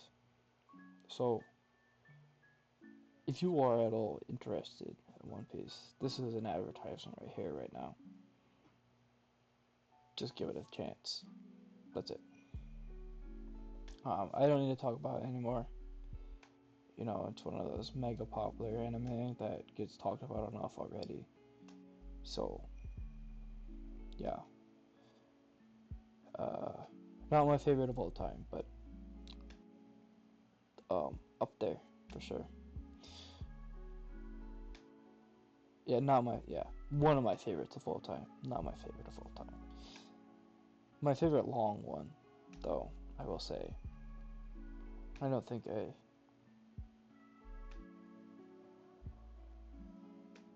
you don't have any long ones left anyway, so that's not saying much. My favorite long anime of all time. Yeah, it's above Hunter x Hunter, it's above Fullmetal Alchemist Brotherhood. When it comes to anime like that, it is number one. Attack on Titan, which I kind of group with those. It's definitely better than Attack on Titan. Sorry, not sorry, but Oda's writing didn't fall off yet. You know, he still has time for it to fall off, but I have a feeling that's not going to happen. He's been consistent for this long. What are the chances that it all falls off at the end? You know. Knock on wood, right? Man, I would be heartbroken if One Piece just has a bad ending. It's just like disappointing at the end. I'm gonna cry, seriously. Parasite the Maximum. That's not what it's called. Parasite the Maximum. An anime that I really enjoyed when I watched it for the first time. And just didn't appreciate it enough because I rewatched it and it blew my head off. People had talked about it like being emotional, and I just want to say that when I watched it the first time, I didn't get that. I would recommend watching it sub. I haven't been talking about sub anime because we went without talking about GTO, but you definitely want to watch this and sub. I think above all the rest of the anime on this list, GTO is the number one anime you want to watch and subbed. Don't watch it undubbed. Just don't. Alright, Parasite the Maximum. I'm gonna add that to that list. Oops. Nope, not up there.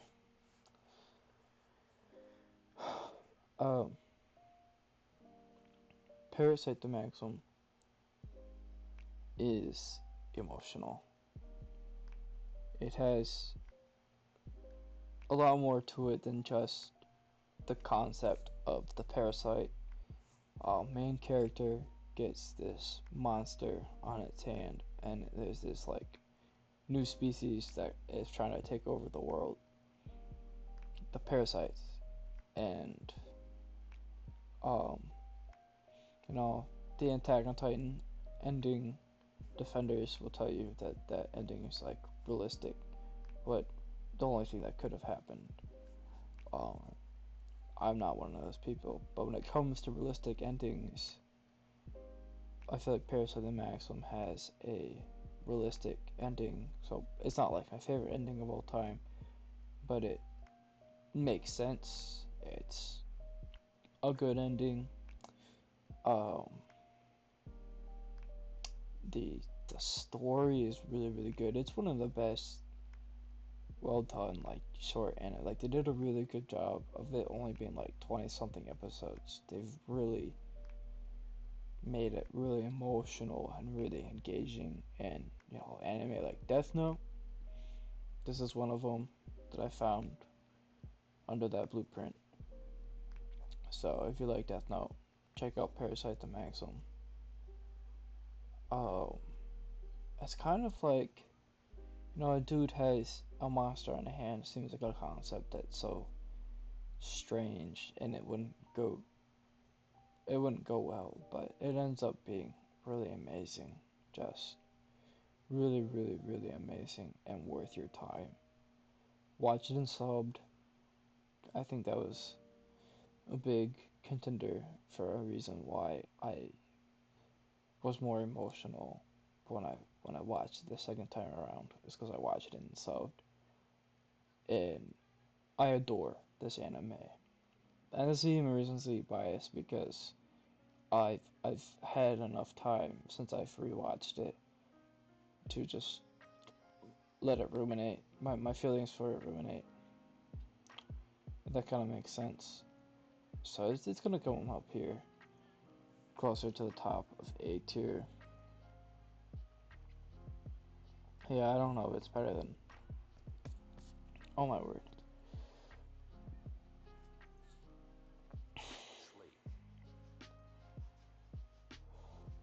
I don't know if it's better than My Hero Academia, but it is. It is so good. It's not S tier, not S tier, but it is definitely A tier for sure. So I'm just gonna go there. Promise Neverland. I don't have a lot of words for this. Um, it didn't really impress me that much. Somewhere in C or B, just trying to think. Um, this is season one, obviously. Uh, Everyone and their mother will tell you that season two is bad, so I just decided not to check it out. Um, so season one, it's good. I don't know. I don't know. I remember enjoying. I think I watched this with my brother. I remember enjoying this, and that's it. Like I don't remember it being the most spectacular anime of all time, but I remember enjoying it, and it's short. Nothing super remarkable. I think I like it a little less than some people. I think it's fine here at the top of C tier because I almost want to put it as a B tier anime. We can do that. It's not better. I'm not putting it above another, but it can be B tier. It can be the bottom of B tier. Um, I mean, would I quicker go back and watch Ghost Stories or Promised Neverland? I mean, there's flaws for Ghost Stories because you wouldn't go back and rewatch it. I mean, there's not multiple things that are good about Ghost Stories. It's just the one thing that's the draw. Same thing with like another. We kind of talked about that. I'm just kind of thinking out loud here. Bottom of B tier. This is how I feel about it. I don't think it deserves to go any higher. It's very much a middle of the road. Um, I would say it's flawless. I mean, the obvious flaw is that it falls off at season 2. You want to talk about season 1? Flawless. But not like it's the most amazing piece of work of all time. It was just really good. It was good. Okay. I'm not in love with it. Like, it didn't show me anything that blew my mind or anything like that. I don't have praises to sing about it or anything like that. So that's why it's here at the bottom of B tier. Like, I have a lot of really good things to say about these anime, even though they're in B tier, and I just can't do the same with Promised Neverland. But I don't think it belongs in C tier. So Puella, Magi, Madoka, Magica. Don't know if I'm saying that right. It was kind of a forgettable anime for me. Something I probably should revisit. Um, I looked it up. I looked up under list. Like, I found it on list when I looked up anime like Steins Gate, and I saw the similarity, like in one of the episodes or something like that. Um, I don't know. It wasn't really my cup of tea, but I would hold it. It definitely fascinated me, and it was more interesting to me than some of these ones that are at the bottom of C tier. I don't know. I think it's just a matter of revisiting it. But I mean, I did like it. I'm putting it above Kaguya-sama because of I feel like it has a certain value of being able to revisit it. I don't know, would it go in the top of C tier?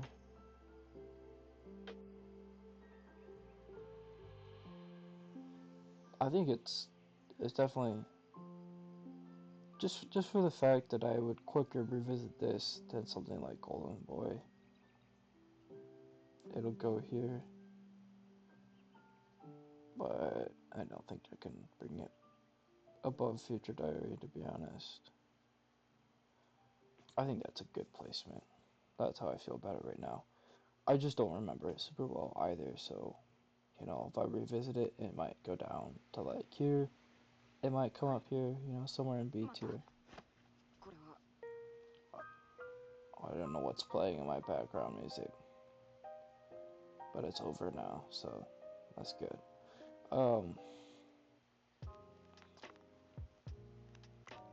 Yeah, so, yeah, right there, that's fine. It's whatever. I don't have a lot to say about it because I don't remember it super well. It I could almost say it should come off my list because I just don't I barely remember it well enough to rank it properly. But this is how I feel about it right now. I can't go into details because I don't remember. I remember there being like a Pokemon like creature and it just being kind of pretty wild. Like almost it was kind of hard to follow. I think there was definitely a flaw. Rascal doesn't dream of Bunny Girl Senpai. I don't know. This one was one I really liked when I watched it, and then just haven't had the same amount of love for it since then. So I really just can't say that it is like an all-time. I think I could put it like here.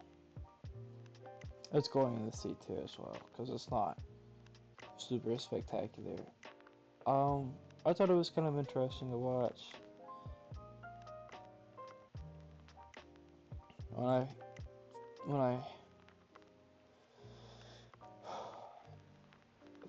puberty syndrome being the focus and it's apparently some sort of like made up out of the writer's butt like type of thing that the anime is about is really kind of like really kind of disinterested me from this anime, which I thought was interesting, and then it kind of brought it down for me. I don't know. I wouldn't really highly recommend it to anybody, but it wasn't bad. I remember it better than Puella, so it's gonna go there. It's not going above Future Diary, but it can come up above some of these anime I don't care about as much for sure. Um, I don't know, cause probably be quicker to revisit this, but it can go above Golden Boy. Yeah, I'll give credit where credit is due.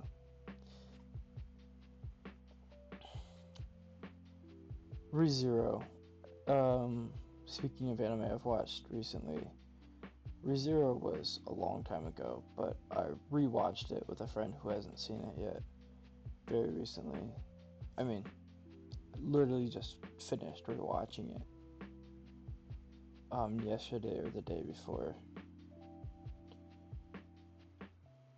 Oh, yeah. Just it's made by the same people as Steins Gate. The similarities are um undeniable. Like you can tell. It's made by the same people. Same kind of concept of restarting when something goes wrong, except for Steins Gate, you got the guy who has the ability to time travel, and this one is just he dies, so he restarts at like a safe point. It's very aware of the fact that he feels like he's playing a video game. You got this guy, main character from the normal world, and just all of a sudden transported to this like Dungeons and Dragons type like fantasy world, and a lot of really crazy things happen. Like the thing that's the most impressive to me about ReZero is the fact that the beginning of the anime is so far and away and different than the ending. And the ending is really well done. I think there's a lot of really good storytelling. There's a lot of really good story. It's like a really short anime. Like I think it's 25 episodes. Um, did it? It's just really really good. Just really really good. Really well done. Um, some of the most fascinating characters. What really this anime does a really good job of is giving you a first impression of a character and then just blowing your mind with the character later on. Like there's so many things that happen and it's all in a really good way. And I'm talking a lot about ReZero right now. I literally just watched this anime for the second time. So I have a lot of things to say about it. The number one best waifu anime. I'm just saying because it has Rem and it has I'm sorry, excuse me. It has Rem and it has Amelia. I think that's her name. Um, she goes by like 1,000 different names during the anime, so it's really hard to say what her official name is. But I think it's Amelia. Um,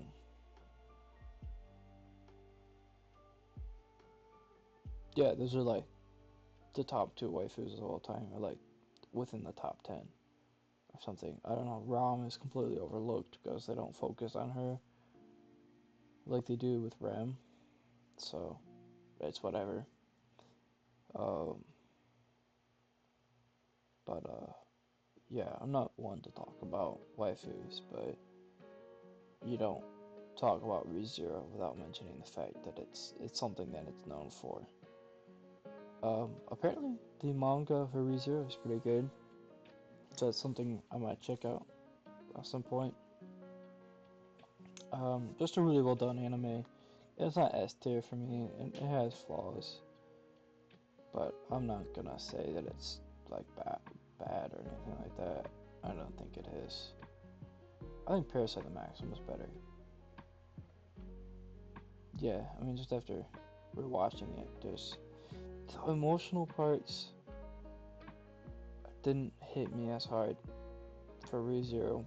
There's actually just a lot of emotional parts, and I don't. One of the flaws is that I don't think they hit me as hard as they should. And I want to point that out as a flaw. That being the case, I don't think the anime is bad by any means. So yeah, this guy's got like some sort of like witch controlling his life, and then that's the reason he dies and restarts. And um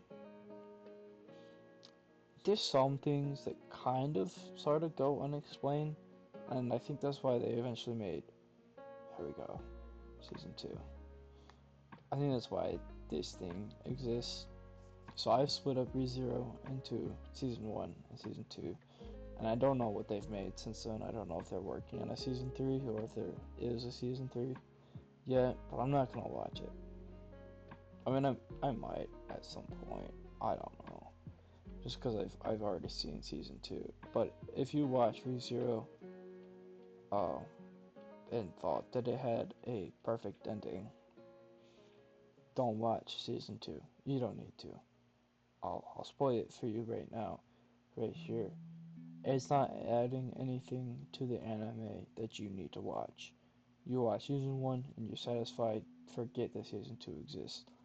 I don't know what it was like for people who watched Promised Neverland season 2, but I felt some sort of betrayal for season 2 of ReZero because season 1 was so well done. I should have just. My brother said that season 1 was really good and that you don't need to watch season 2 because he didn't watch it, he didn't want to watch it, and I should have just listened because I regret watching season 2. It's not like the worst thing I've ever watched, but I didn't need to watch it. Season 1 ends perfectly, season 2 doesn't need to exist, and it does, and I'm mad at myself for watching it. I think it's better than the crap piece of pile of poops these anime are, but that's about it. So, um, school pays. Talk about crap pieces of piles of poop.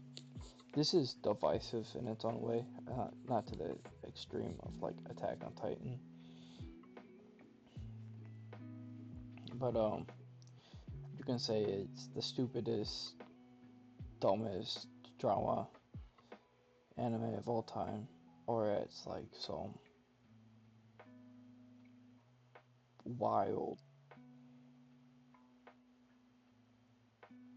one of the most wild, fascinating anime of all time. It's something I need to revisit to kind of understand that for myself.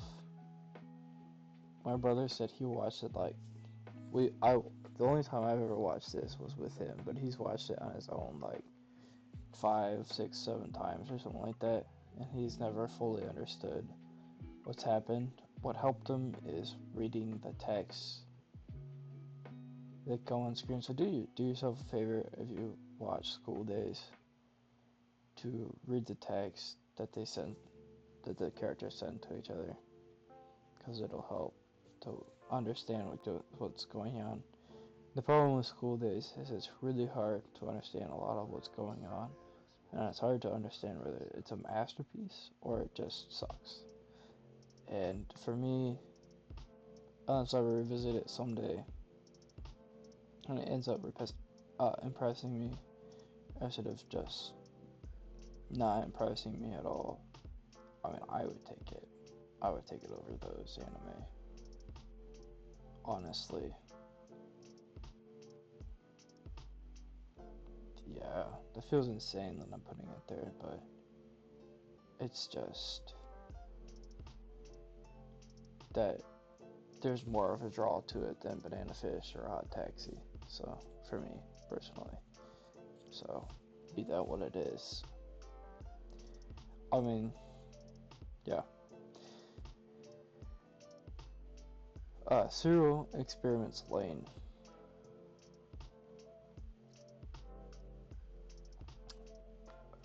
This anime is really good.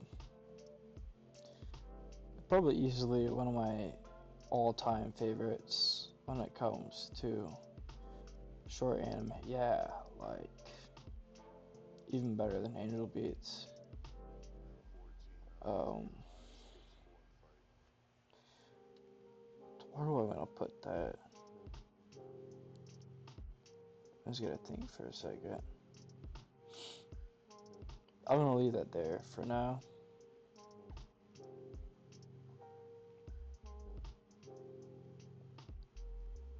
Yeah. I don't want to put it like too high, so I'm gonna leave it there. But it is definitely an A tier anime. If I had words to explain what Serial Experiments Lain is, I would, but I don't. I don't even know. There's like this other world called The Wire, and Lane becomes like the super mega #1 user of the Wired, and you get to the Wired by through the computer, and her room becomes like a mess of like computers and wires and stuff, and it's some just like school days. You don't know what's going on. If people are confused on whether it's a masterpiece or it sucks, or it just like sucks. Serial Experiments Lain, for me, it was clear it's a masterpiece. It's just that you could watch this a million times over and still not put all the pieces of the puzzle together. Everything's up to your own interpretation, and make of it what you will. And if that doesn't satisfy you, because I know there's people who would watch this, I don't think it's an anime for everybody.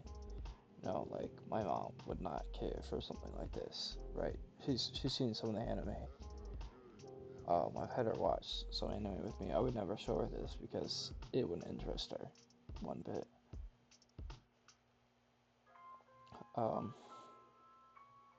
So it's not for everyone, but it is one of the most fascinating anime, one of the most confusing, but in a good way, and it's engaging because there's so many things that happen.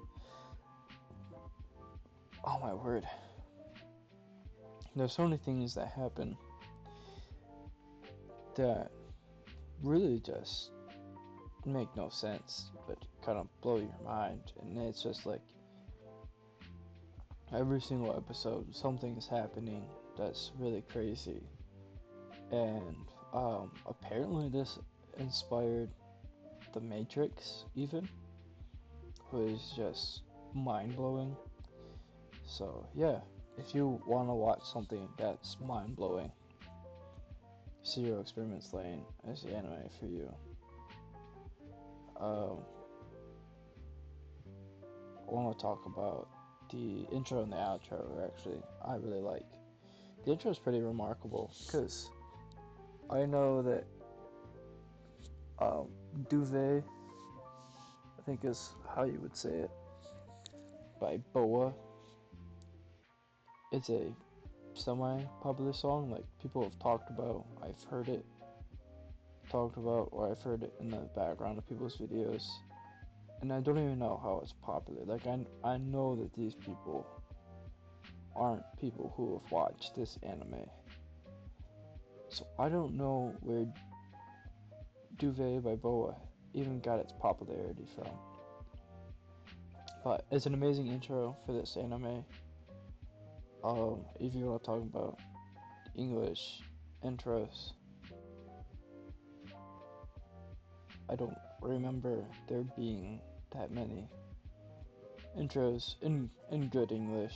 One of my favorite intros though is Parasite. Probably like maybe even top 5 favorite intros of all time is the one from Parasite the Maxim. I forgot to mention, it's just a really good intro.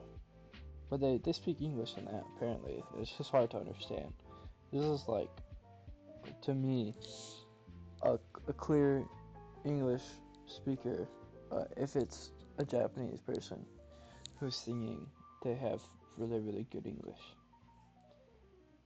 But, good intro. I like the outro because it has this sort of like atmosphere that kind of fits the way that the anime feels. So really good anime. My all-time favorite one-day binge type of anime. I think the first time I watched it, I think I've watched it in one day both times that I've watched it. I'm pretty sure. So definitely doable. Pretty easy for me personally because I enjoy it so much. 13 episodes long, so peak, honestly, really, really solid anime. I mean, this whole A tier is really good. These are all the anime that would be S tier if the S tier anime weren't so good. Or just literally better. But I definitely hold Zero Experiments Lane in high regards. Finally, for all the times that I've talked about Steins Gate during this video and haven't been able to rank it yet, finally gonna rank it. Don't get me started with Steins Gate. So I watched Ghost Stories with my group, but I watched Planet and Code Geass with my group too. 3 of the anime, not Ghost Stories, are my all-time favorite anime, and that's why I watched them with my group. So, spoiler alert, this goes here. Characters on point. The Steins Gate blueprint, which I'm pretty sure just definitely accredited to Steins Gate, but then starting over type thing. I don't think Erased is older than Steins Gate. What I do know for a fact is that ReZero is not, because it says it's made by the same people who made Steins Gate on the box. So if Steins Gate existed after ReZero, it would be kind of weird. But that wouldn't make sense. Anyways, Steins Gate just feels personal. The Steins Gate world, you feel like you're in the same room as the characters that are there because they're so relatable. It's like your friend group, you know? I don't know. Like, I don't know how to explain it, but they're super lovable. Super amazing cast of characters, super interesting. You want time travel? You got it, right? If you want a bit of romance, you've got it. If you want a little bit of like emotionalness, Steins Gate's got a lot of stuff to it. People will say it doesn't get good until like episode 6 or something. I think a big flaw people will talk about is that it takes a while to get into. But I've never heard anyone say anything bad about Steins Gate once they've watched the whole thing. So I don't really know what people's flaws are outside of it being hard to get into right away. But it is number 3 on here. Basically number 2, if there wasn't always some new anime in this slot, it would be number 2.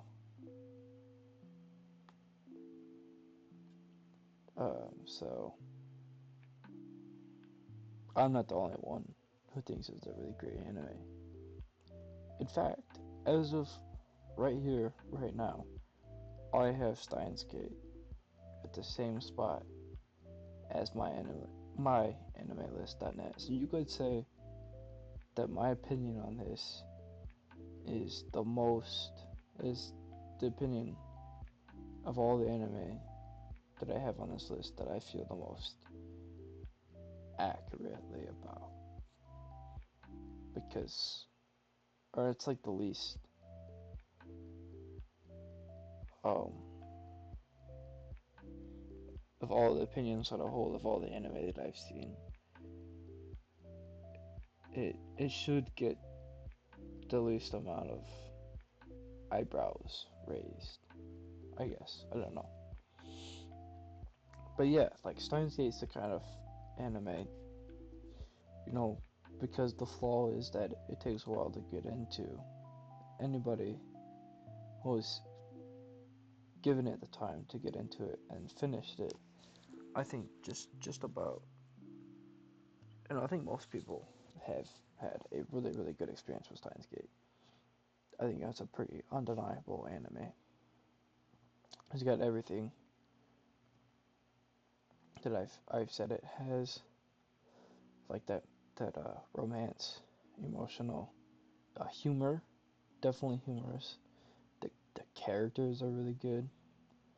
One of my favorite characters of all time is Okabe Ryentaro. I want to highlight the dubbed because I just love his character. I don't think I would have the same experience if I watched it in sub. So definitely a highlight on the dubbed for Steins Gate. Mystery. I think mystery. I like science fiction because it's about time travel. But mystery because like things happen that are unexplained, and you have to kind of figure it out. So there's just a lot to Steins Gate, and they do a really good job of fitting it all in to a tight, neat package of 24 episodes. 25 if you count the 25th episode, but that's kind of just like an extra, and it kind of was like a advertisement partially for kind of an advertisement for Steins Gate Zero, which we'll get to here in a second. But just stellar, just super amazing.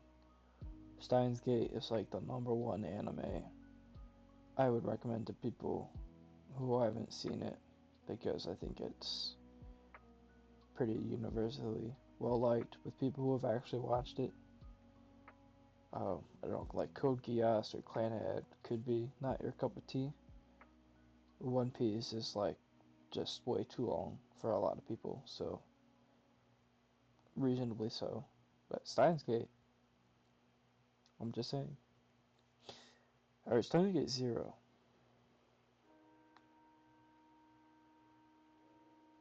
Steins Gate Zero. What? Steins Gate Zero is an anime. It's an anime that I've had to rewatch to fully understand, kind of like Angel Beats, because I don't remember a lot of it from the first time I watched it, and I have said bad things about Steins Gate Zero, and I take it all back because Steins Gate Zero is just to me, just as well done. Like Steins Gate did everything it needed to do, like it set out to do, and Steins Gate Zero did everything it set out to do. It is also just more emotional, and it's so fascinating to watch. Like the fact that there's an extension to Steins Gate, and it's one of those times where there's an extension and it doesn't ruin the anime.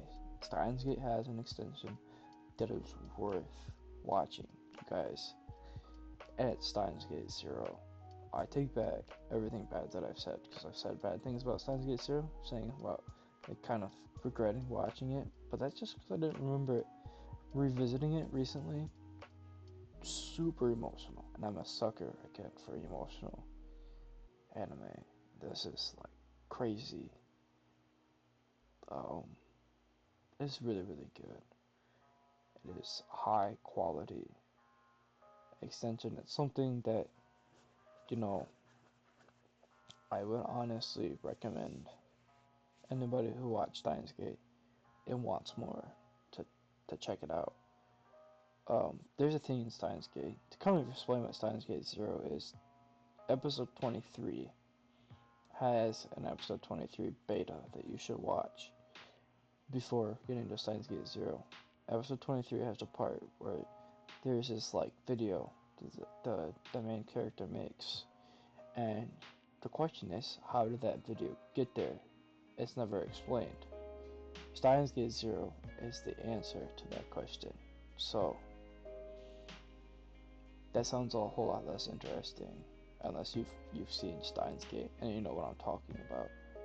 That would, I think, be enough for me, like, to check out Steins Gate. That video that's in there, episode 23, Steins Gate Zero is the story behind that video, and it's so good. And you have to watch 23 beta. It came with my Blu-ray version of Steins Gate Zero. So, yes, it's implied. You have to watch Steins Gate episode 23 beta to understand Steins Gate Zero, where that story is coming from. So, Steins Gate fans, give it a try. I haven't seen the Steins Gate movie, but I want to. Apparently that's pretty good too, so um, yeah, this goes A tier. I wouldn't say it's higher than Berserk, because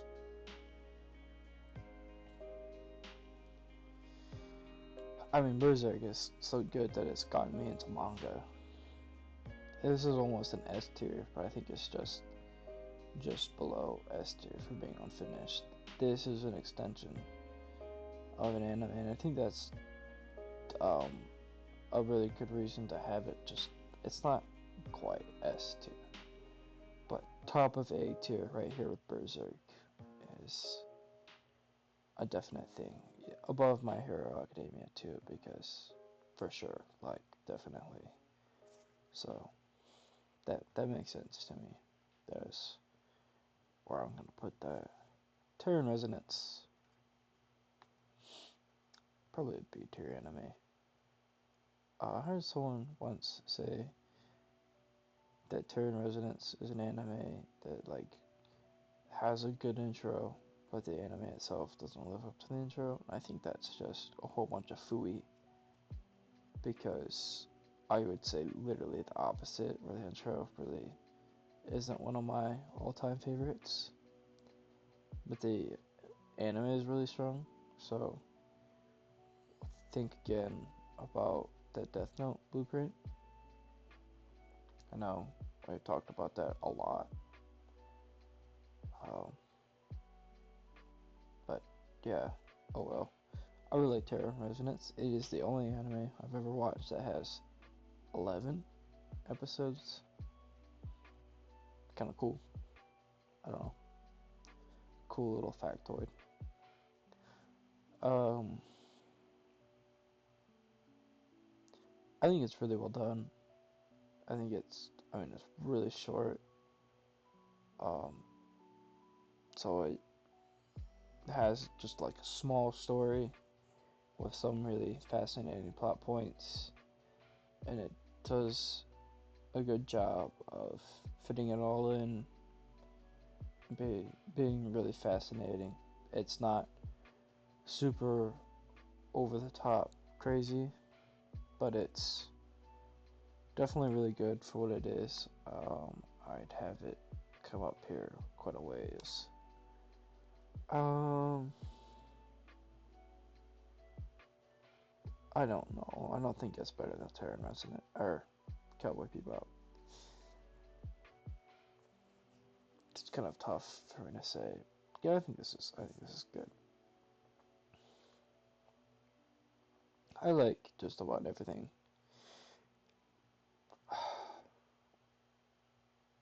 Hold on. I like just about everything about this anime. It's like Death Note because again, it's that like these like two smart, I think like high school aged kids. I'm pretty sure. Yeah, yeah, because I think they join a high school or something. Um,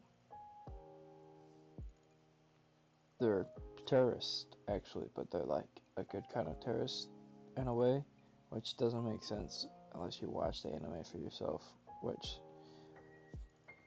if you want to, if it interests you at all, not having the time is just a big fat excuse because it's only 11 episodes long. Anybody could find the time to watch 11 episodes if they were interested enough. So,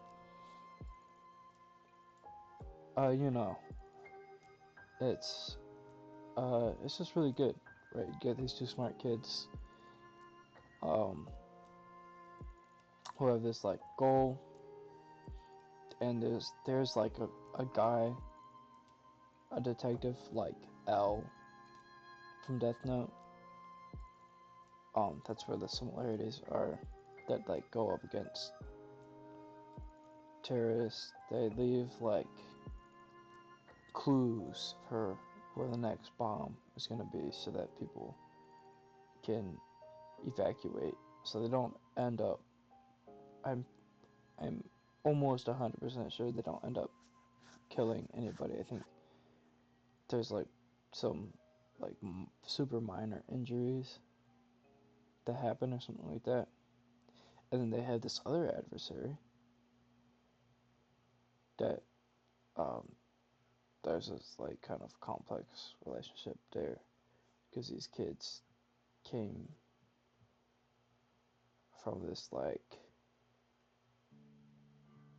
I don't know how to describe it, but like Death Note, you have the story of Nier, um, who, who came from,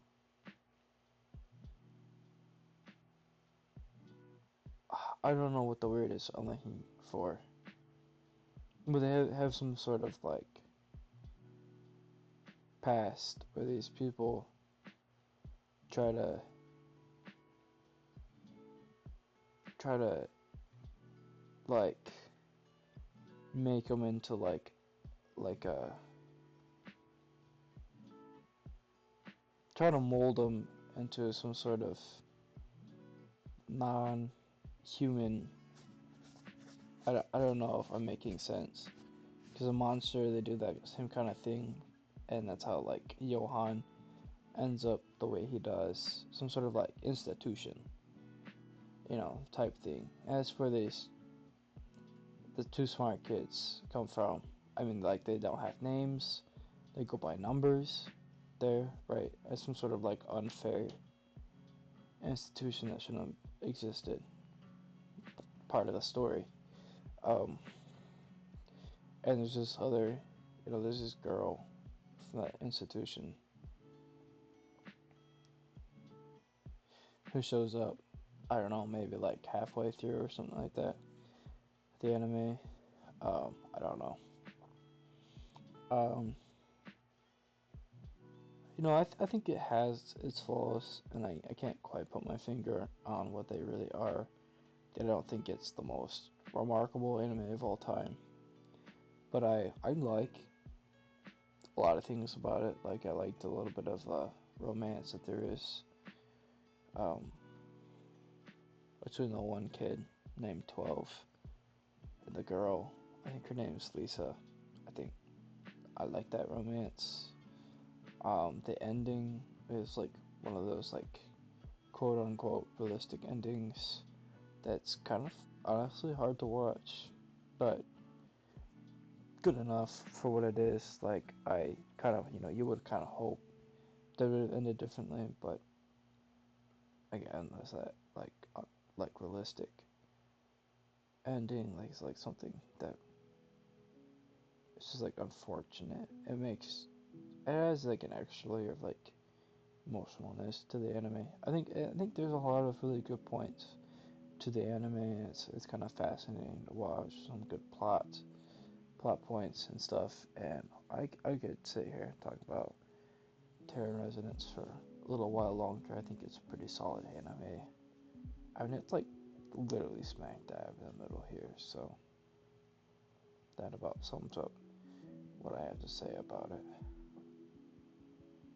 And right, I have like 40 of these entries. 9, 18, 19, 20, 21, 22. So this would be 23. So for these last two are going to go above. So it's not quite smack dab in the middle. It doesn't help that D tier.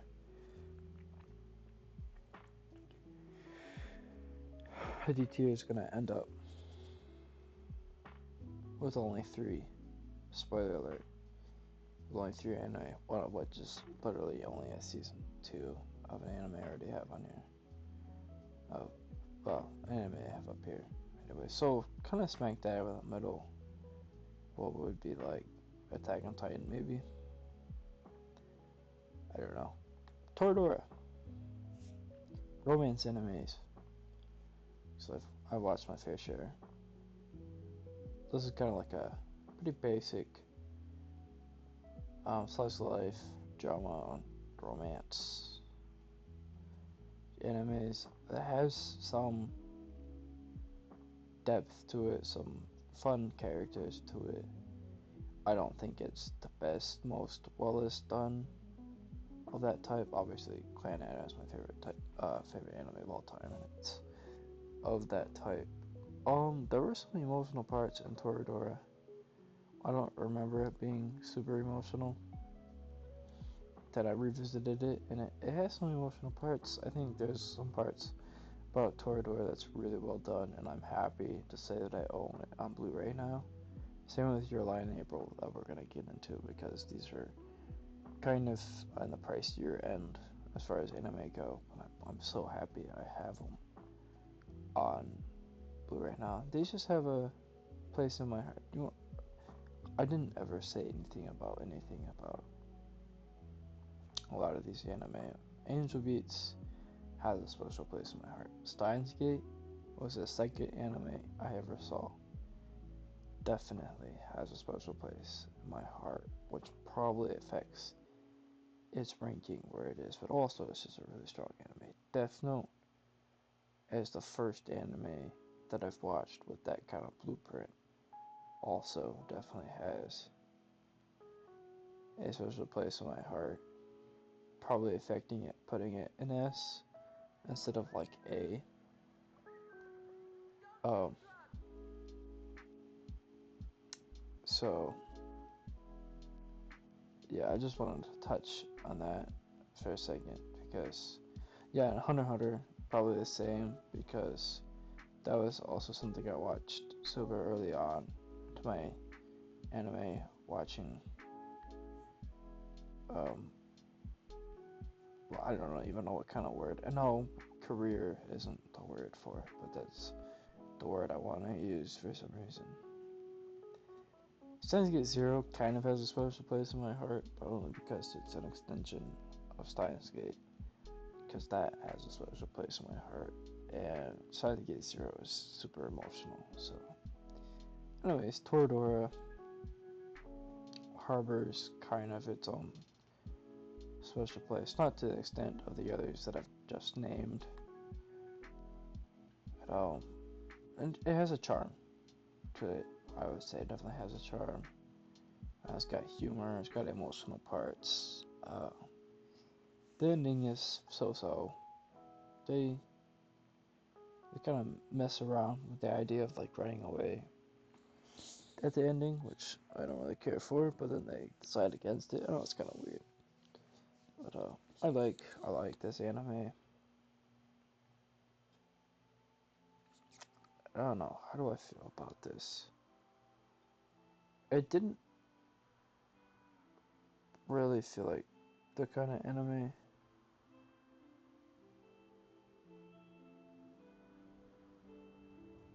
Um, I didn't really feel like the kind of anime that deserves to be like super duper high up. So I think it's at times it kind of feels like it's just kind of like a basic slice of life kind of anime.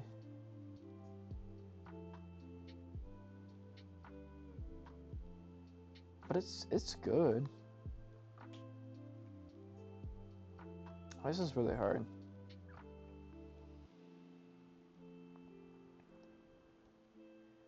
This is really hard for me.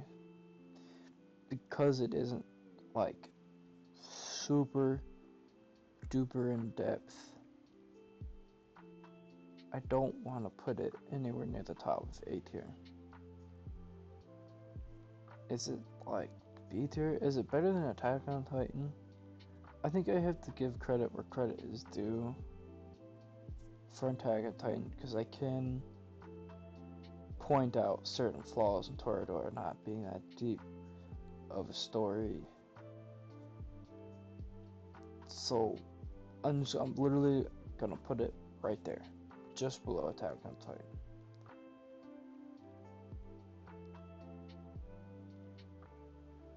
And call it good. I think that's where it goes. Yeah. Yeah, I'm thinking about Erased right now because Erased is really good. I was just kind of thinking if Toradora is better or worse. I think this is right.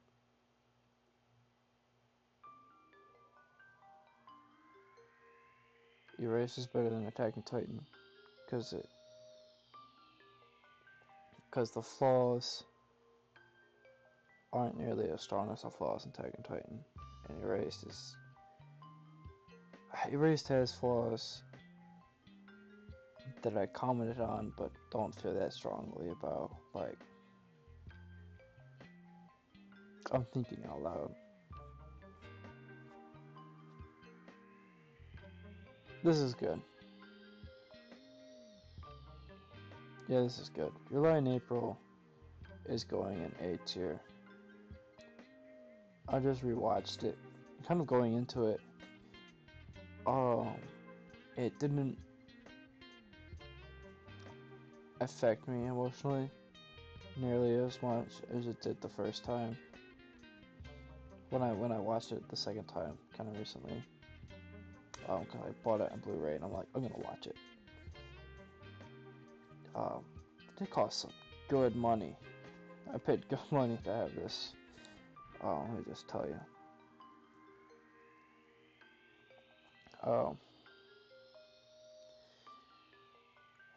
But then the thing about Your Lie in April is that it was kind of unexpected because it slammed me with emotion. By the end of it, I was just like, whoa. Like, I wasn't expecting it. I wasn't paying Toradora and Your Lie in April both, because I watched them about the same time, and I wasn't giving them my full attention. They both affected me emotionally in areas, but Your Lie in April just slammed me with emotion at some point, like closer to the end, obviously, because that's where that emotional part is. Your Lie in April, I think, is a really well done anime that I have to give a fair amount of. This is one of those anime that people rave about that has its fair share of people who don't care about as much. And when it comes to anime like that, I tend to be one of the people who doesn't like it as much. But this is one that's actually honestly impressed me a lot. I just rewatched ReZero. I think this is lower than it. I think there's just a ton of really good things to say about ReZero. But right here, I think this is a good spot for your line angle. And that's it. That is all the anime I've ever watched. Danganronpa, I don't know how many seasons it has, if it's not just one. But I've only ever watched season 1, and I just don't remember it that well to be able to rank it amongst the rest. I mean, even less so than some of the ones I said I didn't remember well. So that's not on here. I've started some, but haven't made nearly significant enough progress to put them on there, to put them on this list, like some anime like Suzu no Frieren.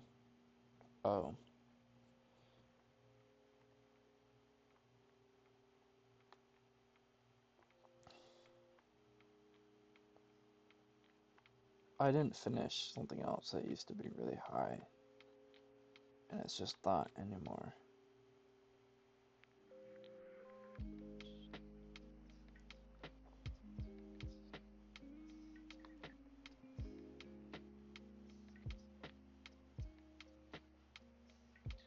Yeah, however you say that.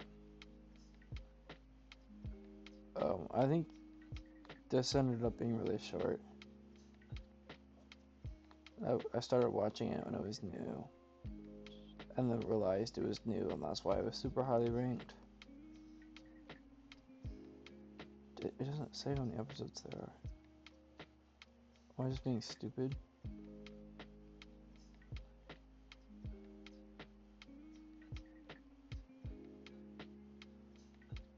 12. There we go.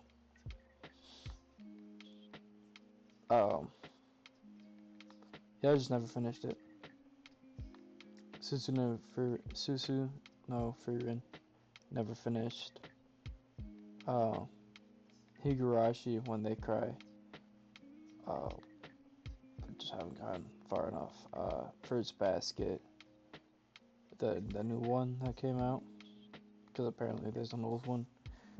Haven't finished either. There's been a lot. I barely started that. So, and then anime movies. I've seen a ton of anime movies. I can't for the life of me, under good conscience, rank movies against series, because,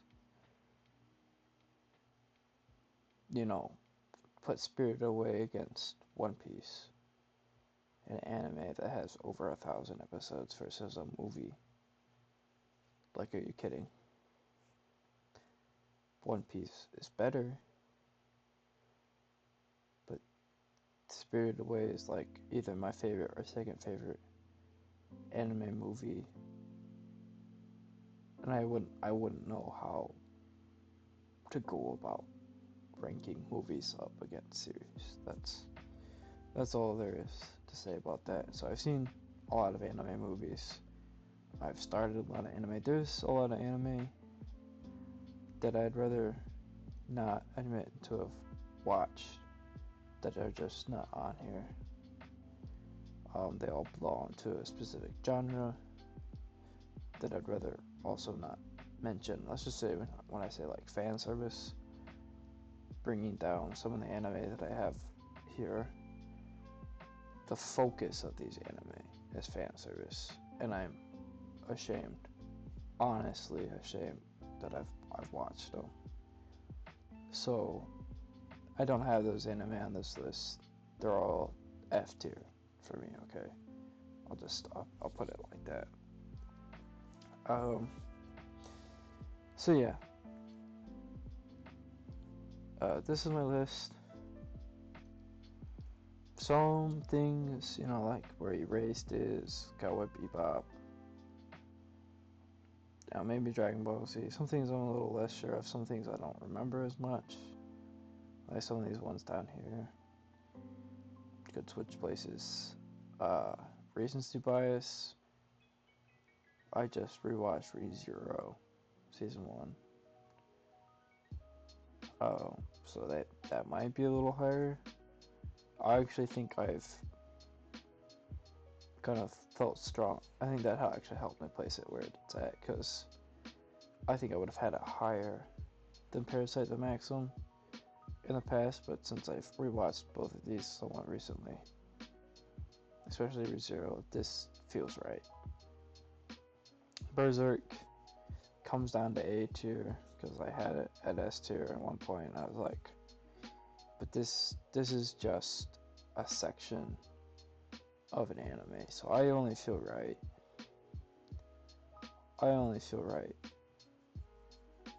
Having it at the top of A tier. But yeah, so that's that.